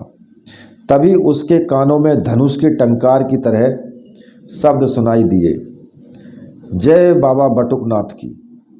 अचानक उसकी ध्यान तंद्रा जो है वो टूट गई, तो उसने देखा कि सामने एक तेजस्वी शिव के समान योगी खड़ा है, जिसके हाथ में खप्पर है तो दूसरे हाथ में दंड, नीचे व्याघ्र चर्म लपेटे हुए है और कमर से ऊपर का सारा वक्ष स्थल खुला हुआ है। एक क्षण तो मृगाक्षी चुप रह गई। अचानक ध्यान भंग होने से वो कुछ सोच रही नहीं पाई थी। तभी उस औघड़ की आवाज़ सुनाई दी, मृगाक्षी, तुम जो कुछ सोच रही हो मैं जानता हूँ। तुम माँ विशालाक्षी की भक्त हो और भैरव की अनुचरी साधिका। तुम्हारा जीवन तंत्र के लिए है। तुम्हारी परंपरा उच्च कोटि की को तंत्रात्मक रही है और तुमने अपने स्वर्गीय पिता को वचन दिया है कि तुम अपने जीवन में इस राजघराने को त्रात्मिक पर जो इसकी परंपरा है उसको आगे बढ़ाओगी। मृगाक्षी एक क्षण के लिए ठिठक गई। उसको ये शब्द कैसे ज्ञात हुए? पिता ने मुझे क्या कहा था और मैंने क्या वचन दिया था, इसे कैसे पता चला? जरूर यह या तो कोई भेदिया है या कोई उच्च तांत्रिक। औघड़ ने कहा, तुम मुझे भेदिया मत समझो। मैं कोई छल करने वाला घटिया आदमी नहीं हूँ। भैरव का सेवक हूँ और महायोगी बटुकनाथ का शिष्य। तुम्हारे वर्तमान जीवन को और पूर्व जीवन को भी मैं देख रहा हूँ। मेरे ऊपर विश्वास करो। तुम्हारे तंत्र के क्षेत्र में ही तुम्हें पूर्णता प्राप्त करनी है और जीवन में सब कुछ प्राप्त करना है जो तुम्हारे पूर्वजों ने प्राप्त किया है। कहते कहते औघड़ कपालनाथ ने अपनी जटा को खोलकर निचोड़ा और मृगाक्षी ने देखा कि जटा से कुछ बूंदें जमीन पर पड़ी और उसके साथ ही वहाँ भैरवगण उपस्थित हो गया। मृगाक्षी के लिए यह सब कुछ स्वप्नवत था।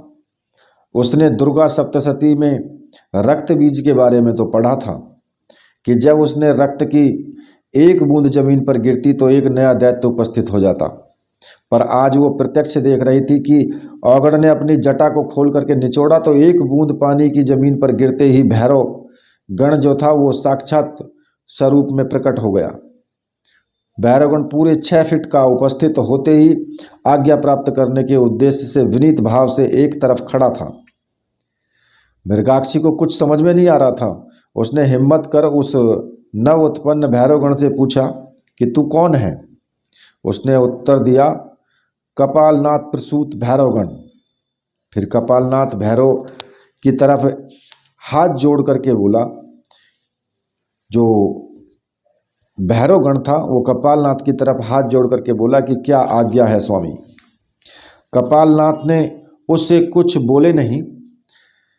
फिर राजकुमारी की तरफ मुताबिक होकर के बोले कि मृगाक्षी, तुमने जो कुछ सीखा है वह तंत्र का बहुत छोटा सा हिस्सा है। तुम्हारे सामने तो बहुत लंबा रास्ता है। तुम्हारे पांवों में ताकत है। जब मेरा साथ है तो निश्चय ही तुम तंत्र के क्षेत्र में अद्वितीय बन सकोगी। उसने दाहिनी हाथ की मुट्ठी बांधी और मृगाक्षी को देखा तो भैरवगण लघु से लघुतर होता हुआ कपालनाथ की जटा में समाहित हो गया। राजकुमारी कुछ निर्णय नहीं ले पा रही थी।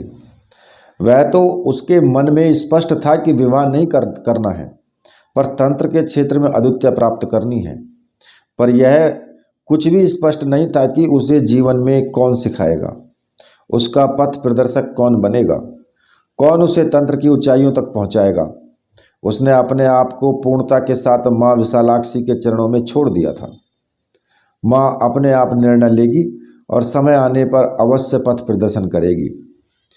वह कुछ बोली नहीं, पर उसने अनुमान लगा लिया कि यही औघड़ उसका पथ प्रदर्शक हो सकता है।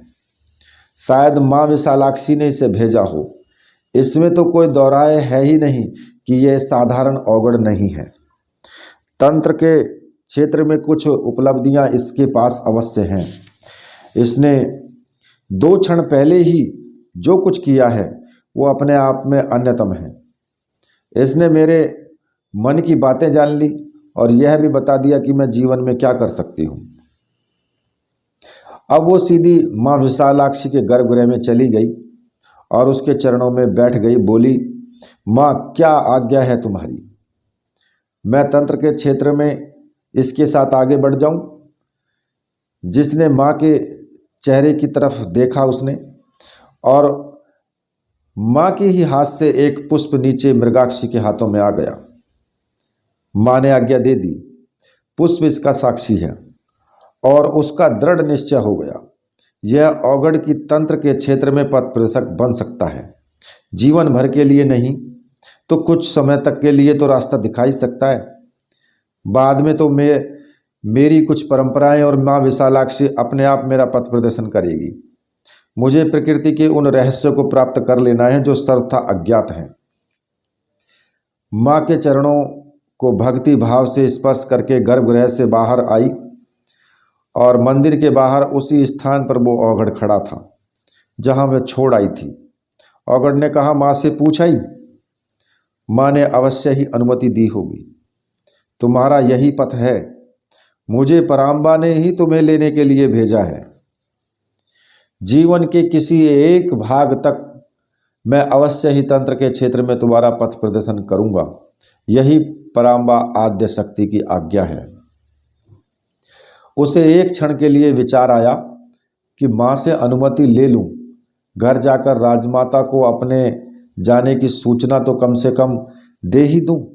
परंतु फिर दूसरे ही क्षण विचार आया कि माँ ने तो मेरी गोदी में पुष्प देकर संकेत कर दिया है, फिर किस माँ से पूछना है। उसने औघड़ की तरफ देखा तो ऐसा लगा जैसे उसकी आंखों में कोई विशेष आकर्षण है, जिसके पास रहकर जरूर कुछ सीखा जा सकता है और फिर जीवन में यदि कुछ प्राप्त करना है तो कुछ छोड़ना तो पड़ेगा और खतरा भी उठाना पड़ेगा। उसने एक बार फिर औघड़ की तरफ देखा। औघड़ ने कहा, रुको मत मेरा मृगाक्षी, यह पृथ्वी और प्रकृति तुम्हें आवाज दे रही है।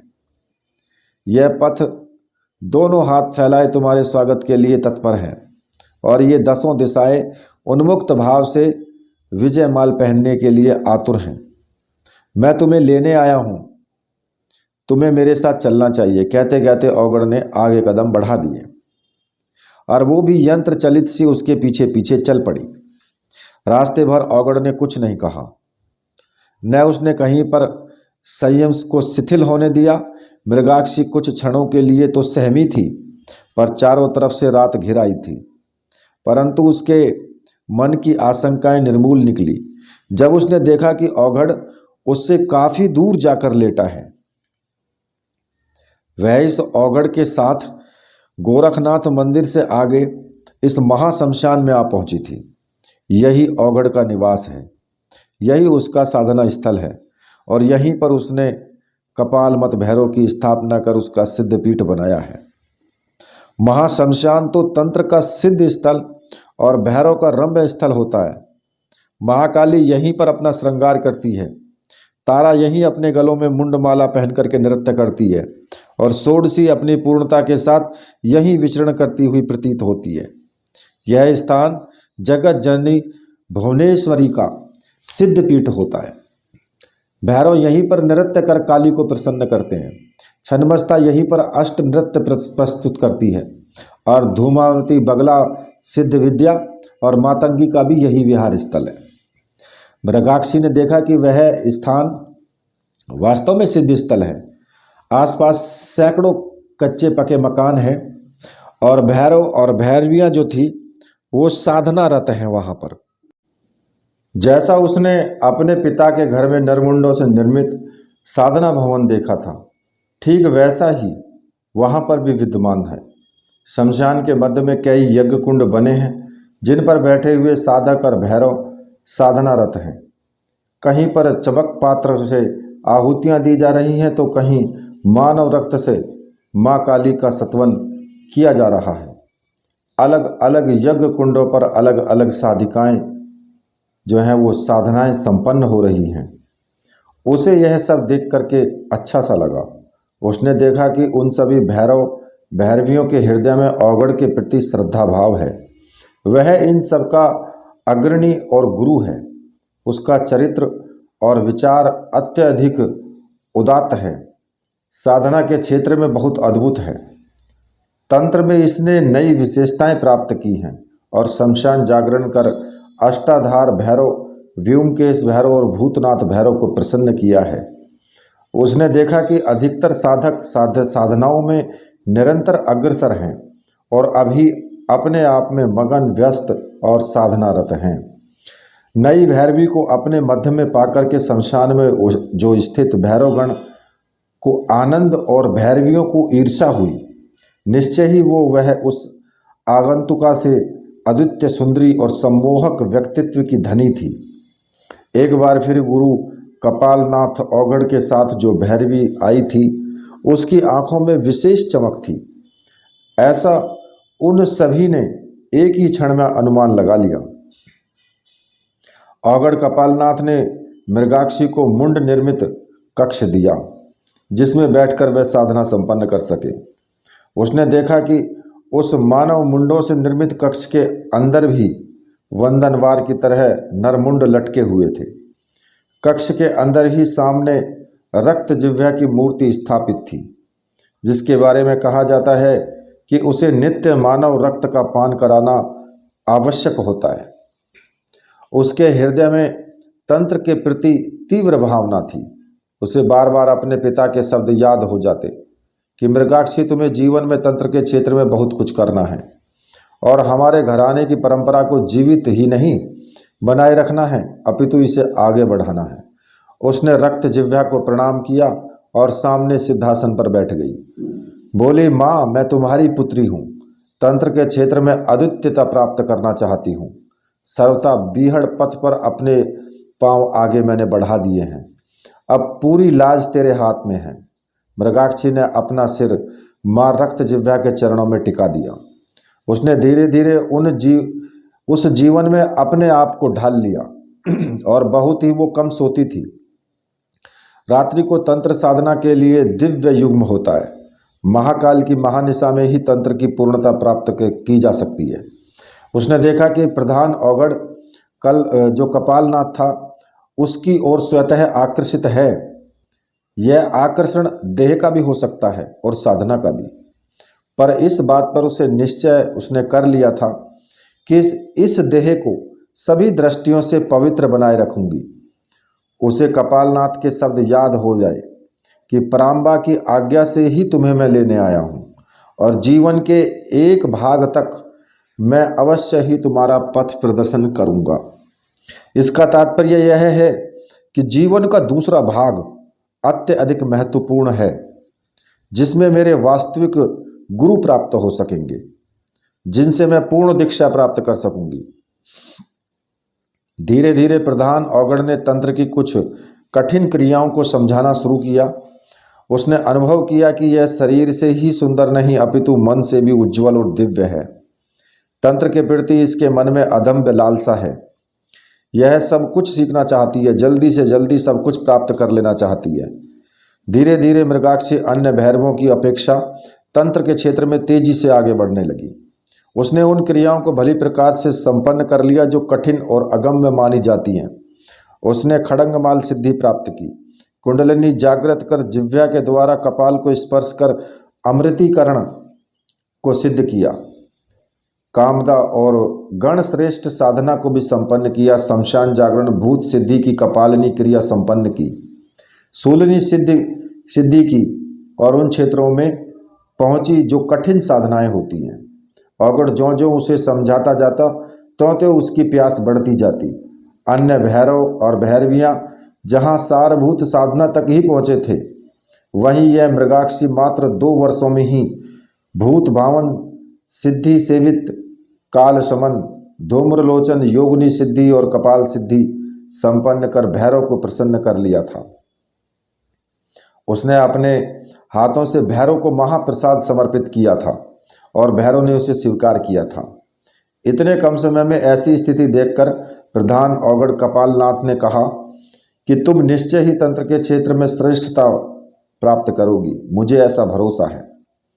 महानिशा में जब अन्य भैरव भैरवियाँ निद्रा में मग्न होती, तब मृगाक्षी शुद्ध व्याघ्र चर्म पहने हुए गरुड़ प्रयोग संपन्न कर रही होती। जब अन्य भैरव भैरिकाएँ किलोल कर रहे होते, तब वो एकांत में भद्रकाली हृदयस्थ कर रही होती। जब अन्य योगी और योगिनियाँ वार्तालाप में मग्न होते, तब वह बड़वानल को अपने आप में पचा रही होती। उसने अनेक और प्रत्येक क्षण को तंत्र के क्षेत्र में समर्पित कर दिया था। ऐसी एकनिष्ठ साधिका और योगिनी पाकर के औघड़ अपने आप को संतुष्ट अनुभव करता। प्रधान औघड़ कपालनाथ के हृदय में भी उसके सौंदर्य और यौवन के प्रति अवश्य ही कोमल भाव था। जब भी वह साधना में बैठता तो मृगाक्षी को स्मरण हो जाता, तो उसकी आंखों के सामने समुद्र की तरह उफनता हुआ उसका जीवन लहरा उठता और उसको देखने के लिए बेचैन हो उठता। जब भी वह कोई महत्वपूर्ण क्रिया संपन्न कर रहा होता, तभी उसकी बड़ी बड़ी हिरनी सी आंखें उसे बेचैन कर डालती और वह उठकर उस मुंड कक्ष में जा पहुंचता जहां भैरवी मृगाक्षी साधना कर रही होती। वह उसके पास थोड़ा सा हटकर बैठ जाता और ध्यानस्थ शिष्या को अपलक देखता रहता। यही कोमल भाव उसके व्यक्तित्व पर छा गया था। उसकी इच्छा थी कि मैं इस भैरवी को अद्वितीय बना दूं, मेरे बाद इस सिद्ध पीठ की वो संचालिका बने और इन सभी भैरव भैरवियों पर शासन करे। इसलिए वह उन गुप्त क्रियाओं और विद्याओं को भी सिखाने लगा जो अपने आप में अद्वितीय थी।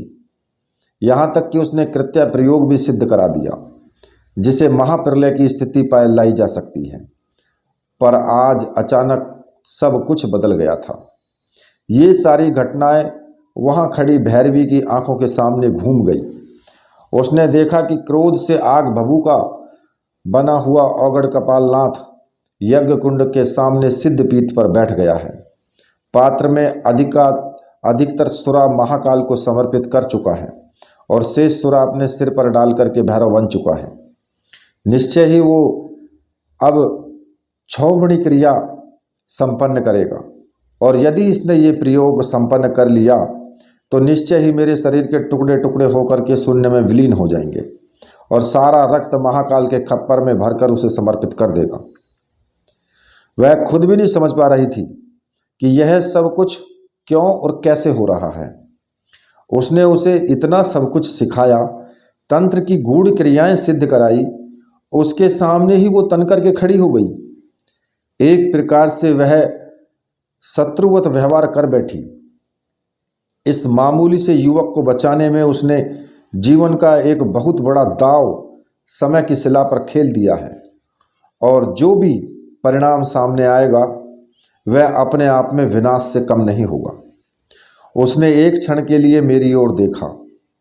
मैं उससे 2 कदम दूर खड़ा हुआ औगड़ की क्रियाओं को देख रहा था। उसके नथनों से क्रोध की लपटें निकल रही थी। उसकी आंखों में महाविनाश के कण विद्यमान थे और यह मेरी प्राण रक्षिका भैरवी का सत्यानाश करने के लिए उतावला है। भैरवी ने दूसरे ही क्षण मुझसे नजरें हटाकर औगड़ की तरफ देखा। वह एकाग्र चित्र वामाचारी क्रिया में संलग्न था। उसके सामने न यज्ञकुंड था, न भैरवी और न ही मैं। उसके सामने तो केवल संक्षोभणी क्रिया थी और भैरवी का विनाश।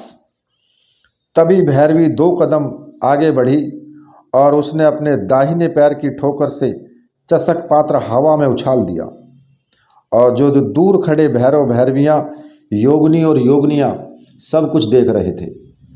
वे कुछ समझ नहीं पा रहे थे कि ये क्या होगा, पर सोचते थे कि अगले कुछ ही क्षणों में यहाँ महाकाल का तांडव अवश्य प्रस्तुत होगा और उसमें सब कुछ समाप्त हो जाएगा। भैरवी ने पात्र को ज्यों ही ठोकर मारी तो औगड़ की तौरियां चढ़ गई। इस छोकरी को यदि नहीं रोका गया तो यह बहुत कुछ कर बैठेगी। यदि यह इसी प्रकार संक्षोभणी क्रिया में व्याघात उत्पन्न करती रही तो निश्चय ही उसकी एकाग्रता समाप्त होगी और जिस प्रकार से वह यह क्रिया को संपन्न करना चाहता है उस प्रकार से संपन्न नहीं हो सकेगी। तभी भैरवी 2 कदम और आगे बढ़ी और सामने रखे हुए पूजा पात्र और चषक पात्र उठाकर यज्ञ कुंड में डाल दिए।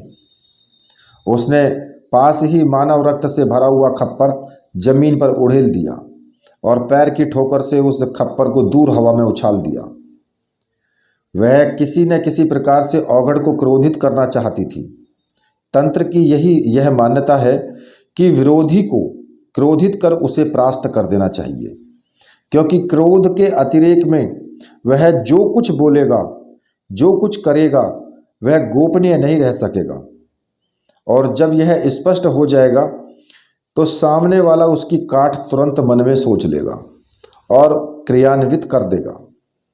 औगड़ यह सब कुछ समझ रहा था, इसलिए यह यथासंभव अपने आप को शांत बनाए रखने का प्रयत्न कर रहा था। वह चाहता था कि विघ्न उपस्थित होने से पूर्व ही संक्षोभणी क्रिया संपन्न हो जाए और मैं इसको बता दूं कि इसकी औकात क्या है। भैरवी यहाँ तक नहीं रुकी, अपितु उसने यज्ञ कुंड के दक्षिण पार्श्व को ही लोहे की नुकीली कील से खंडित कर दिया।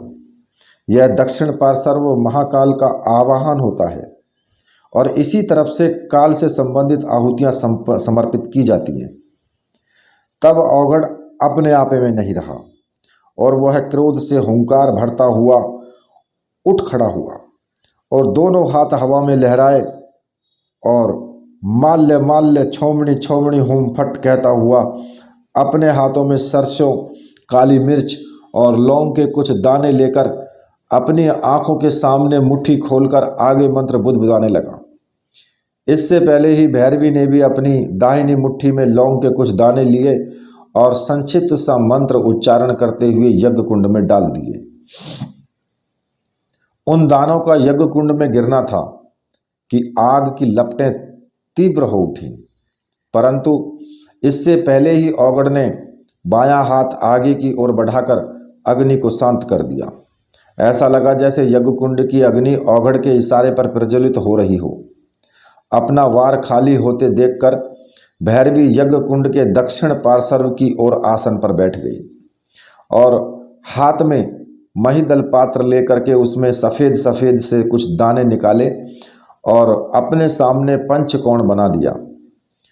उन पंचकोणों में उसने पंच भैरव का स्थान किया और मध्य में कंकाल भैरवी भैरव को स्थापित करने जा रही थी कि औगड़ अपने स्थान से उठकर खड़ा हुआ और अपनी दोनों मुट्ठियों में रखी हुई लौंग जोर से हुंकार भरकर यज्ञ कुंड में डाल दी। लौंग, काली मिर्च और सरसों का यज्ञ कुंड में गिरना था कि जैसे पूरा वड़वानल अग्नि कुंड में दहक उठा।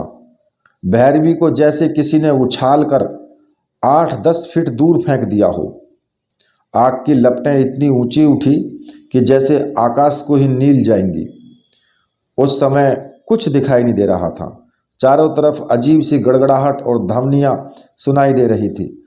आगे की ओर पहाड़ से कुछ पत्थर लुढ़कने शुरू हो गए थे और पवन तेजी के साथ प्रवाहित होने लग रही थी। प्रकृति में अचानक भूकंप सा आ गया था। ऐसा दृश्य जो पहले कभी नहीं देखा गया हो, आंखों के सामने साकार हो रहा था।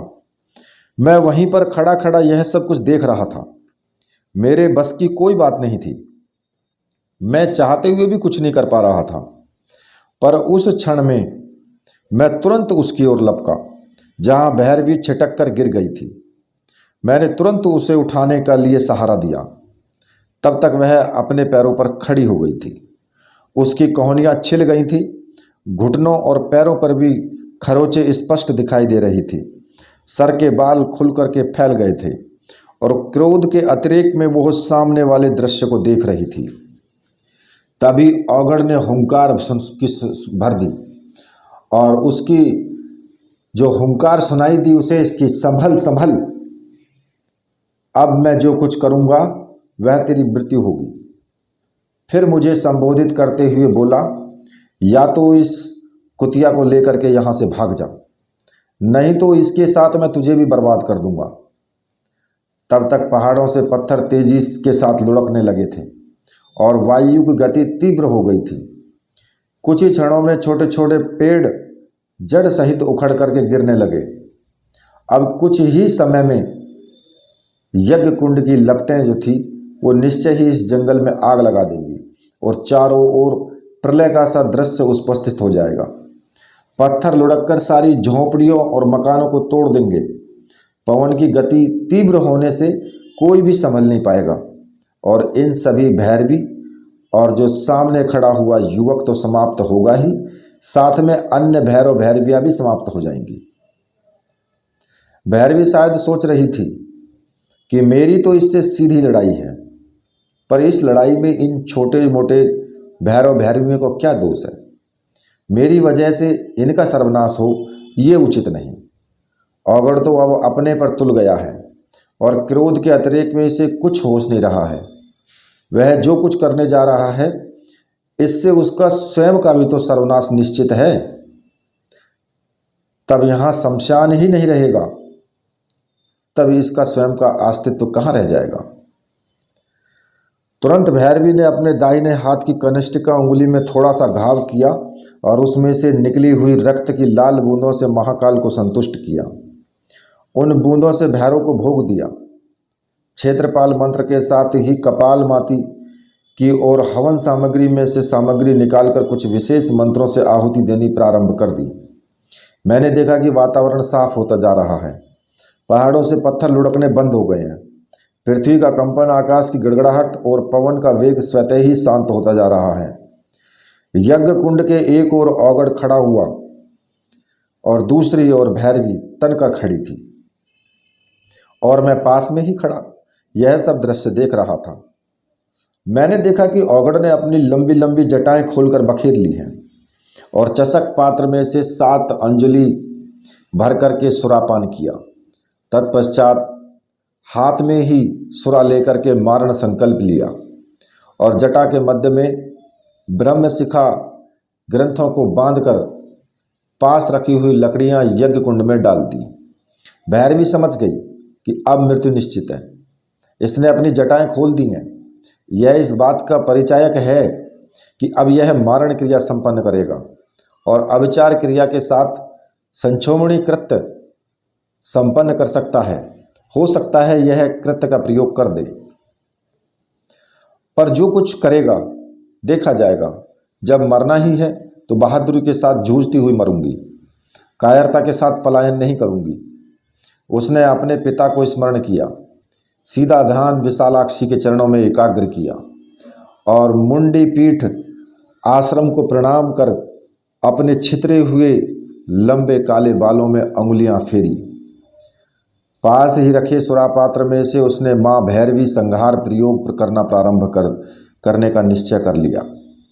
यदि एक तरफ कृत्या है तो दूसरी तरफ महाभैरव प्रयोग। औगड़ बिना किसी तरफ ध्यान दिए अपने कार्य में संलग्न था।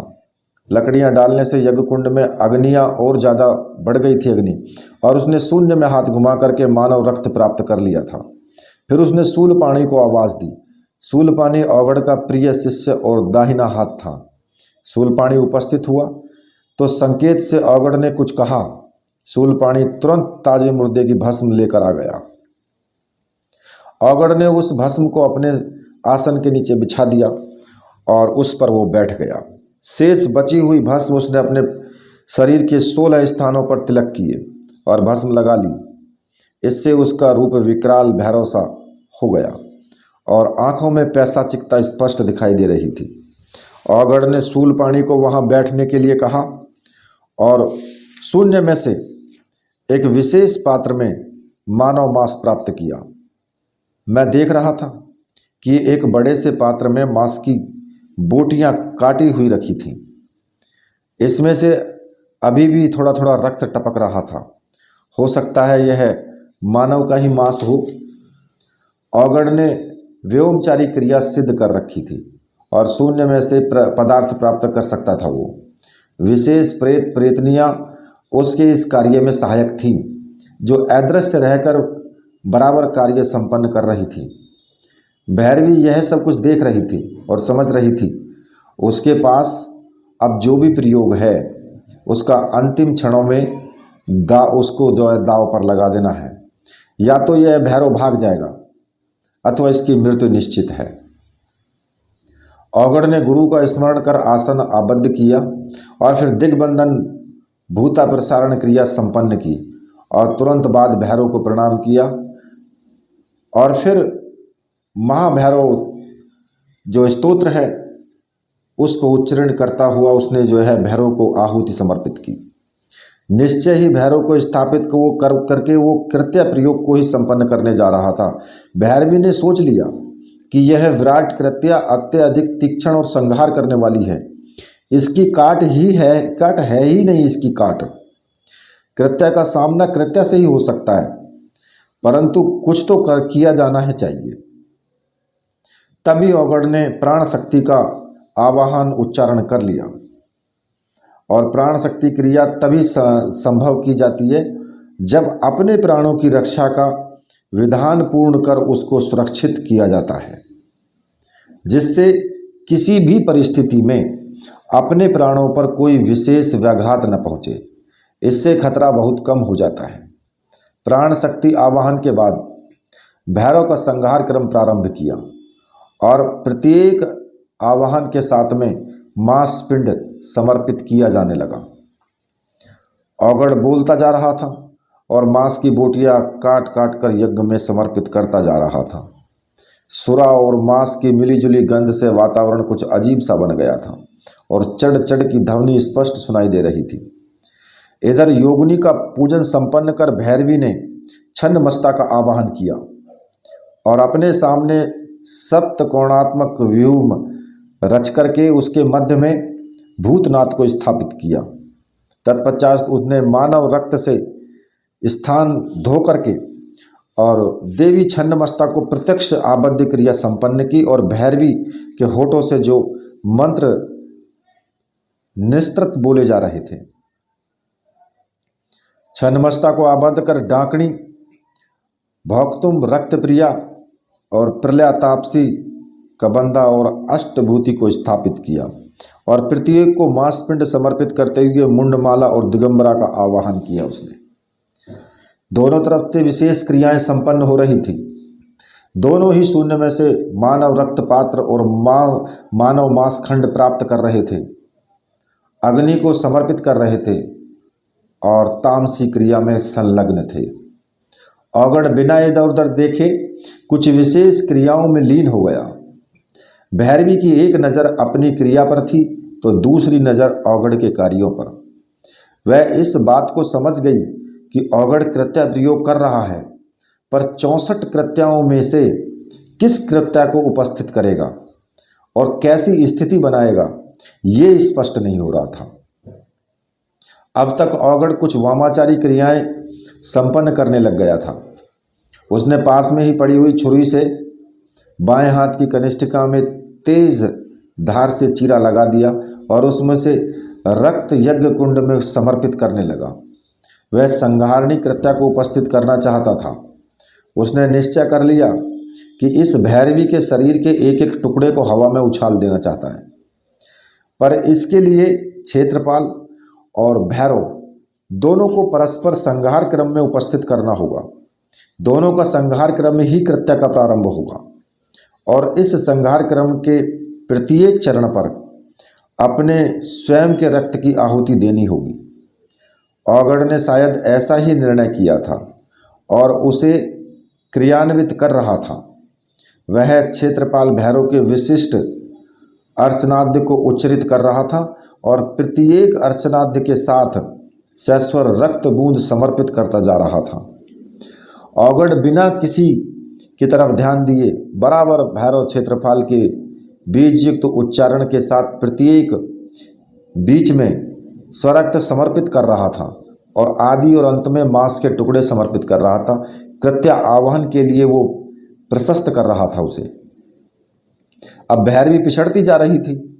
उसकी आंखों में एक क्षण के लिए भय का संचार हुआ, परंतु दूसरे ही क्षण वो संभल गई। उसने सोच लिया कि कृत्य प्रकट होते ही जो कुछ होगा उससे अपने आप को यथासंभव तो उसने आबद्ध कर लिया है, परंतु लड़ाई रक्षात्मक नहीं है, अपितु प्रहारात्मक है। प्रहार करने की जरूरत है। जब तक इस औगड़ पर प्रहार नहीं होगा तब तक वह कृत्य प्रकट करने के लिए निकट पहुंच जाएगा और इस प्रहार के लिए छन्नमस्ता से पूर्व प्रत्यांगरा को प्रकट कर देना आवश्यक है। यदि प्रत्यांगरा स्पष्ट या प्रकट हो जाती है तो सामने वाले शत्रु का नाश तो निश्चित है, पर इसके लिए आवश्यकता है पहले प्रहार करने की। यदि उसने अपने आप को रक्षा आबद्ध कर लिया तो प्रत्यांगरा का प्रहार उसी भीषणता के साथ होगा तो अवश्य, परंतु उतनी क्षमता के साथ प्रहार शायद ना हो पाए। छन्नमस्ता के तुरंत बाद भैरवी के पास में पड़ी छुरी से उसने अपनी जांघ पर थोड़ा सा मांस निकाला और उसके टुकड़े टुकड़े कर सामने रख दिए। माँ विशालाक्षा का स्मरण कर उसने पास पड़े हुए नरमुंड को स्थापित किया और फिर उसने मुष्टिका प्रहार कर सिंदूर से तिलक किया और स्वरात्मक समर्पित करते हुए स्वयमांस का प्रसाद दिया और प्रत्यांगरा के उच्चारण के साथ साथ रक्त और मांस की आहुति उसने समर्पित करनी प्रारंभ कर दी। भैरवी बराबर मंत्र उच्चारण कर रही थी। शत्रु का संहार क्रम प्रारंभ हो रहा था।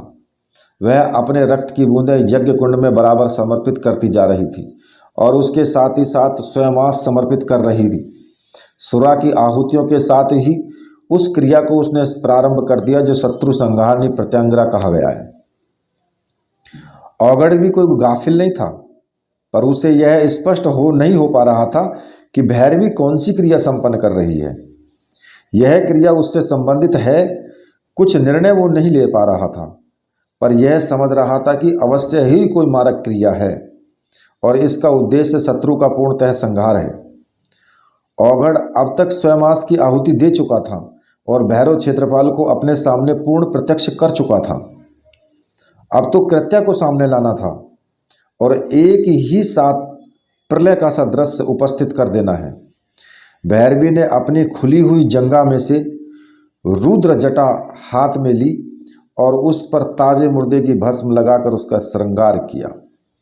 सिंदूर का तिलक लिया और उस लट को नैवेद्य समर्पित किया और कार्य सिद्धि के लिए उसने ज्यों ही निचोड़ा त्यों ही जल की एक बूंद जमीन पर गिरी और एक भैरवगण उपस्थित हो गया। भैरवी यह कृत्य उससे पहले भी देख चुकी थी। जब वह विशालाक्षी मंदिर में इसके साथ रवाना होने वाली थी उस समय भी इस भैरव ने अपनी जटा में से भैरवगण उपस्थित किया था, पर ये 108 भैरवगण होते हैं। निश्चय ही इस बार रौद्र भैरवगण उपस्थित किया है। इस भैरवगण को विशाल रक्तिम आंखें, कठोर और भयानक चेहरा इस बात का परिचायक है कि संसार क्रम के लिए ही भैरव को उपस्थित किया है। भैरवी ने विपरीत काली क्रिया तक्षण संपन्न की और सफेद सरसों हाथ में लेकर के ज्यों ही वज्र विरोचनीय देहि देहि एहि एहि ग्रह ग्रह मम सिद्धिम सिद्धिम देहि शत्रुन्न मार्र मार्र इस प्रकार से हुम फट का उच्चारण किया और सफ़ेद सरसों उस भैरवगण की ओर फेंके। तो ही एक विशेष लपट के साथ भैरवगण वहीं शून्य में विलीन हो गया। भैरवगण को शून्य में विलीन होते देख औघड़ एक क्षण के लिए हड़बड़ा गया। उसे खा जाने वाली नज़रों से भैरवी की तरफ देखा, पर भैरवी तुरंत छन्नमस्ता प्रयोग में लीन हो गई थी। वह उसी मंत्र से अपनी रक्षा और प्रहारात्मक क्षमता दोनों प्राप्त कर रही थी। उसने मन में सोच लिया था कि युद्ध में और प्यार में जो पहल करता है वही बाजी जीतता है। हाँ, इस बात का ध्यान अवश्य रखना है कि यदि औघड़ कुछ विशिष्ट क्रियाएं संपन्न करता है तो उस क्रिया को तुरंत समाप्त कर देना आवश्यक है। अब तो यह स्पष्ट हो चुका था कि यह संहार कृत्य प्रयोग करेगा और मेरे पास कृत्य प्रयोग का हल नहीं है।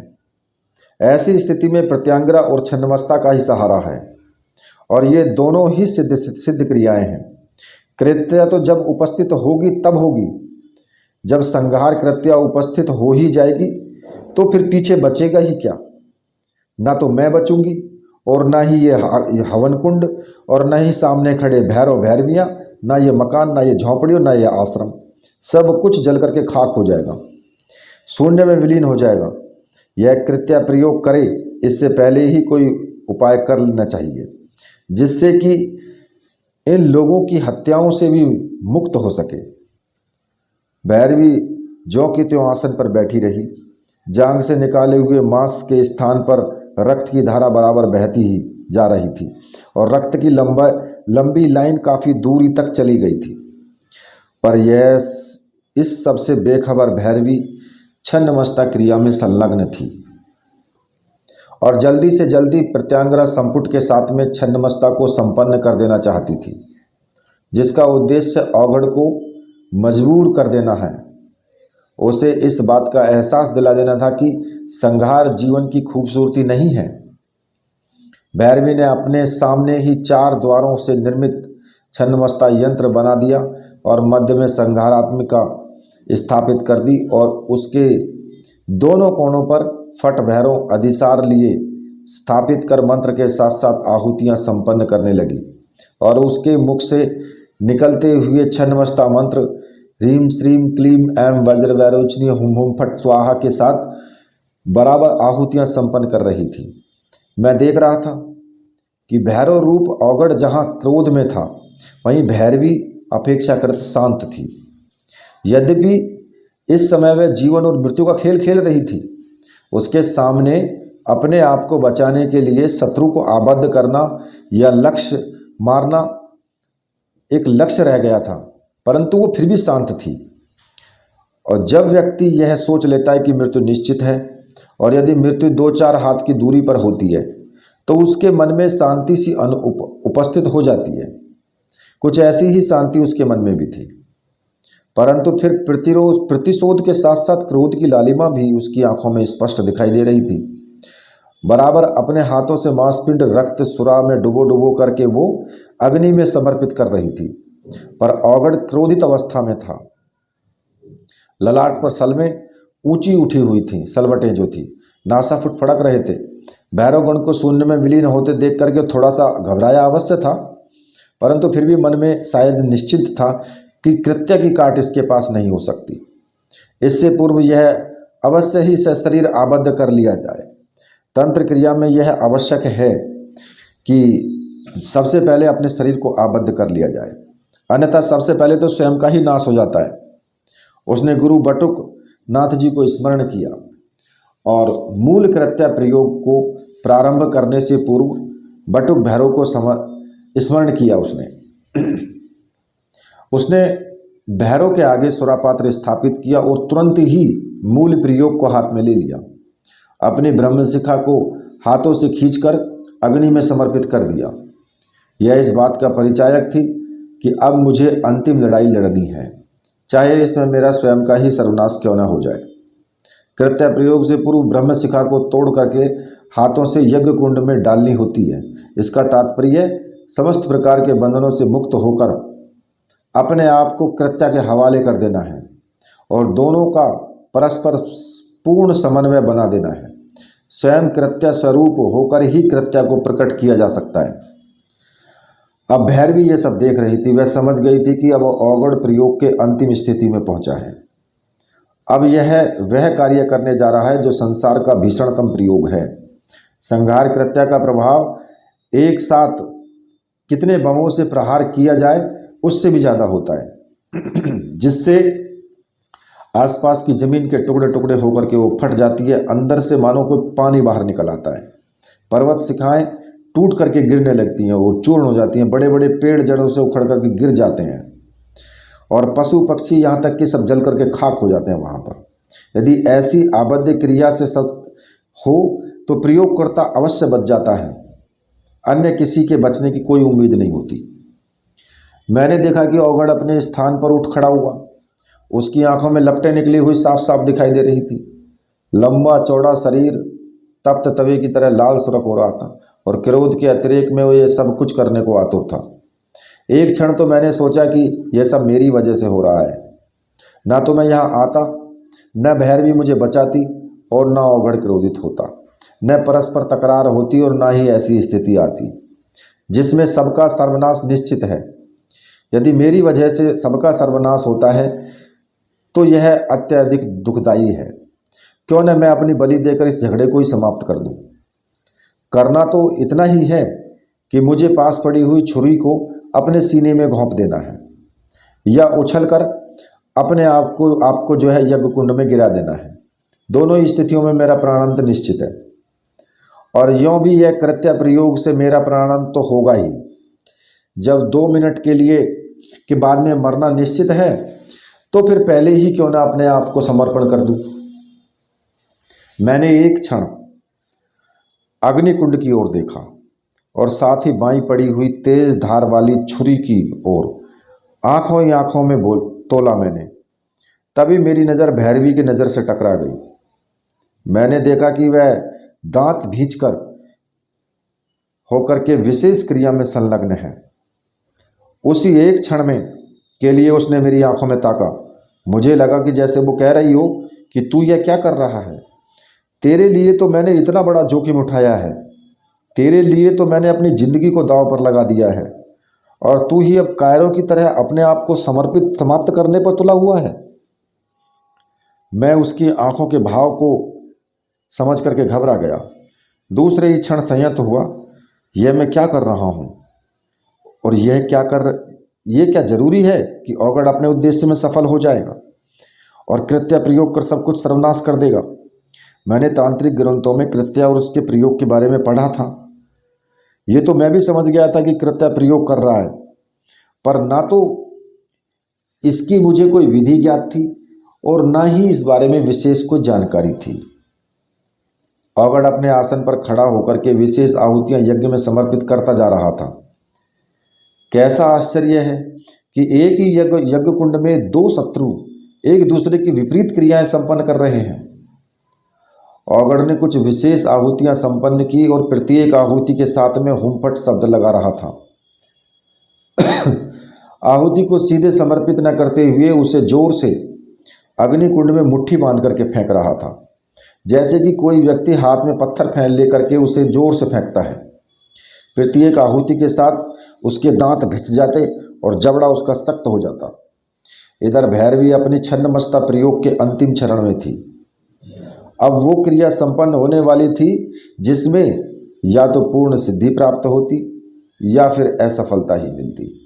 यदि सिद्धि मिलेगी तो सामने वाला शत्रु निश्चय समाप्त हो जाएगा, पर यदि किसी कारणवश ऐसा नहीं होता है तो प्रयोगकर्ता स्वयं समाप्त हो जाएगा।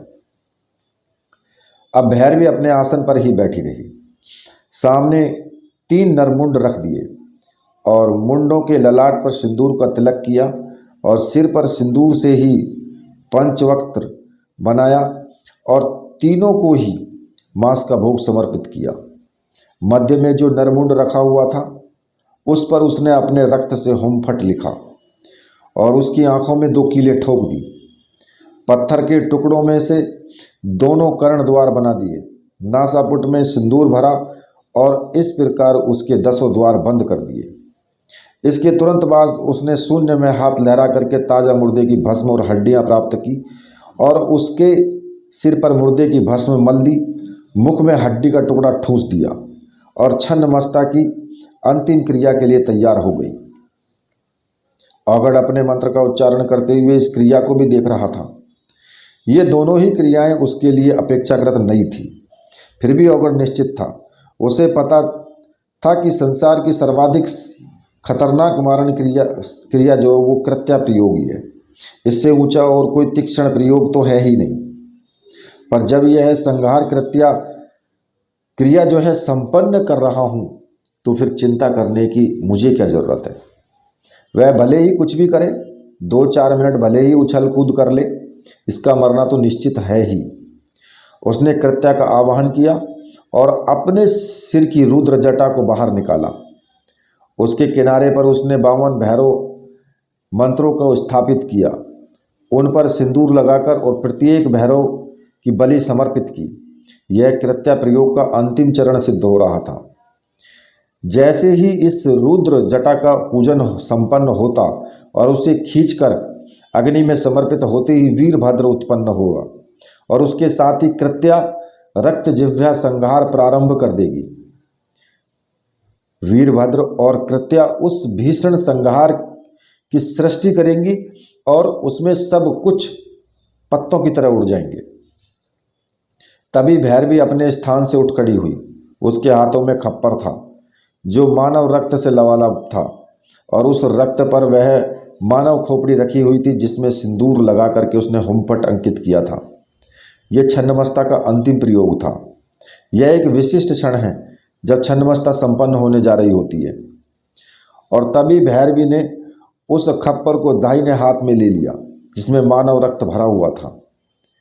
उसके मध्य में नरमुंड को उस रक्त में डुबो दिया और फिर रक्त पात्र को हाथ में ले लिया और छन्नमस्ता महाभीमा क्रोधनी क्रोध डाकनी छन्न मुंड धरामम शत्रुन्न छिन्न छिन्न रक्तपान प्राणायाम हुम हुम फट स्वाहा उच्चारण कर उस रक्त युक्त नरमुंड को ज्यों ही यज्ञ कुंड में अग्नि की लपलपाती जिह्वाओं के बीच समर्पित किया, तो ही भयानक भीषण गर्जना सी हुई और उस खोपड़ी के टुकड़े टुकड़े होकर चारों ओर छितर गए।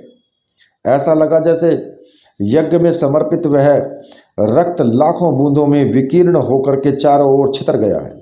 नरमुंड के हजार टुकड़े होकर के हवा में विलीन हो गए।